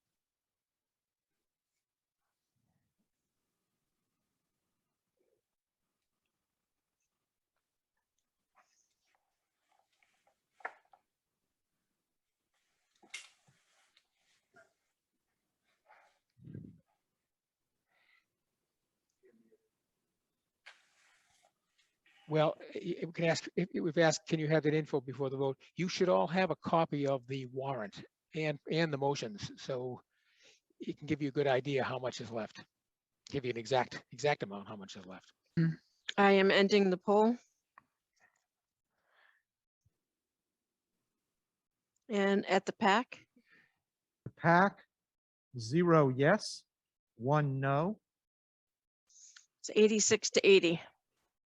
The vote being 86 in the affirmative, 80 in the negative. This town meeting stands adjourned until Monday, May 10th.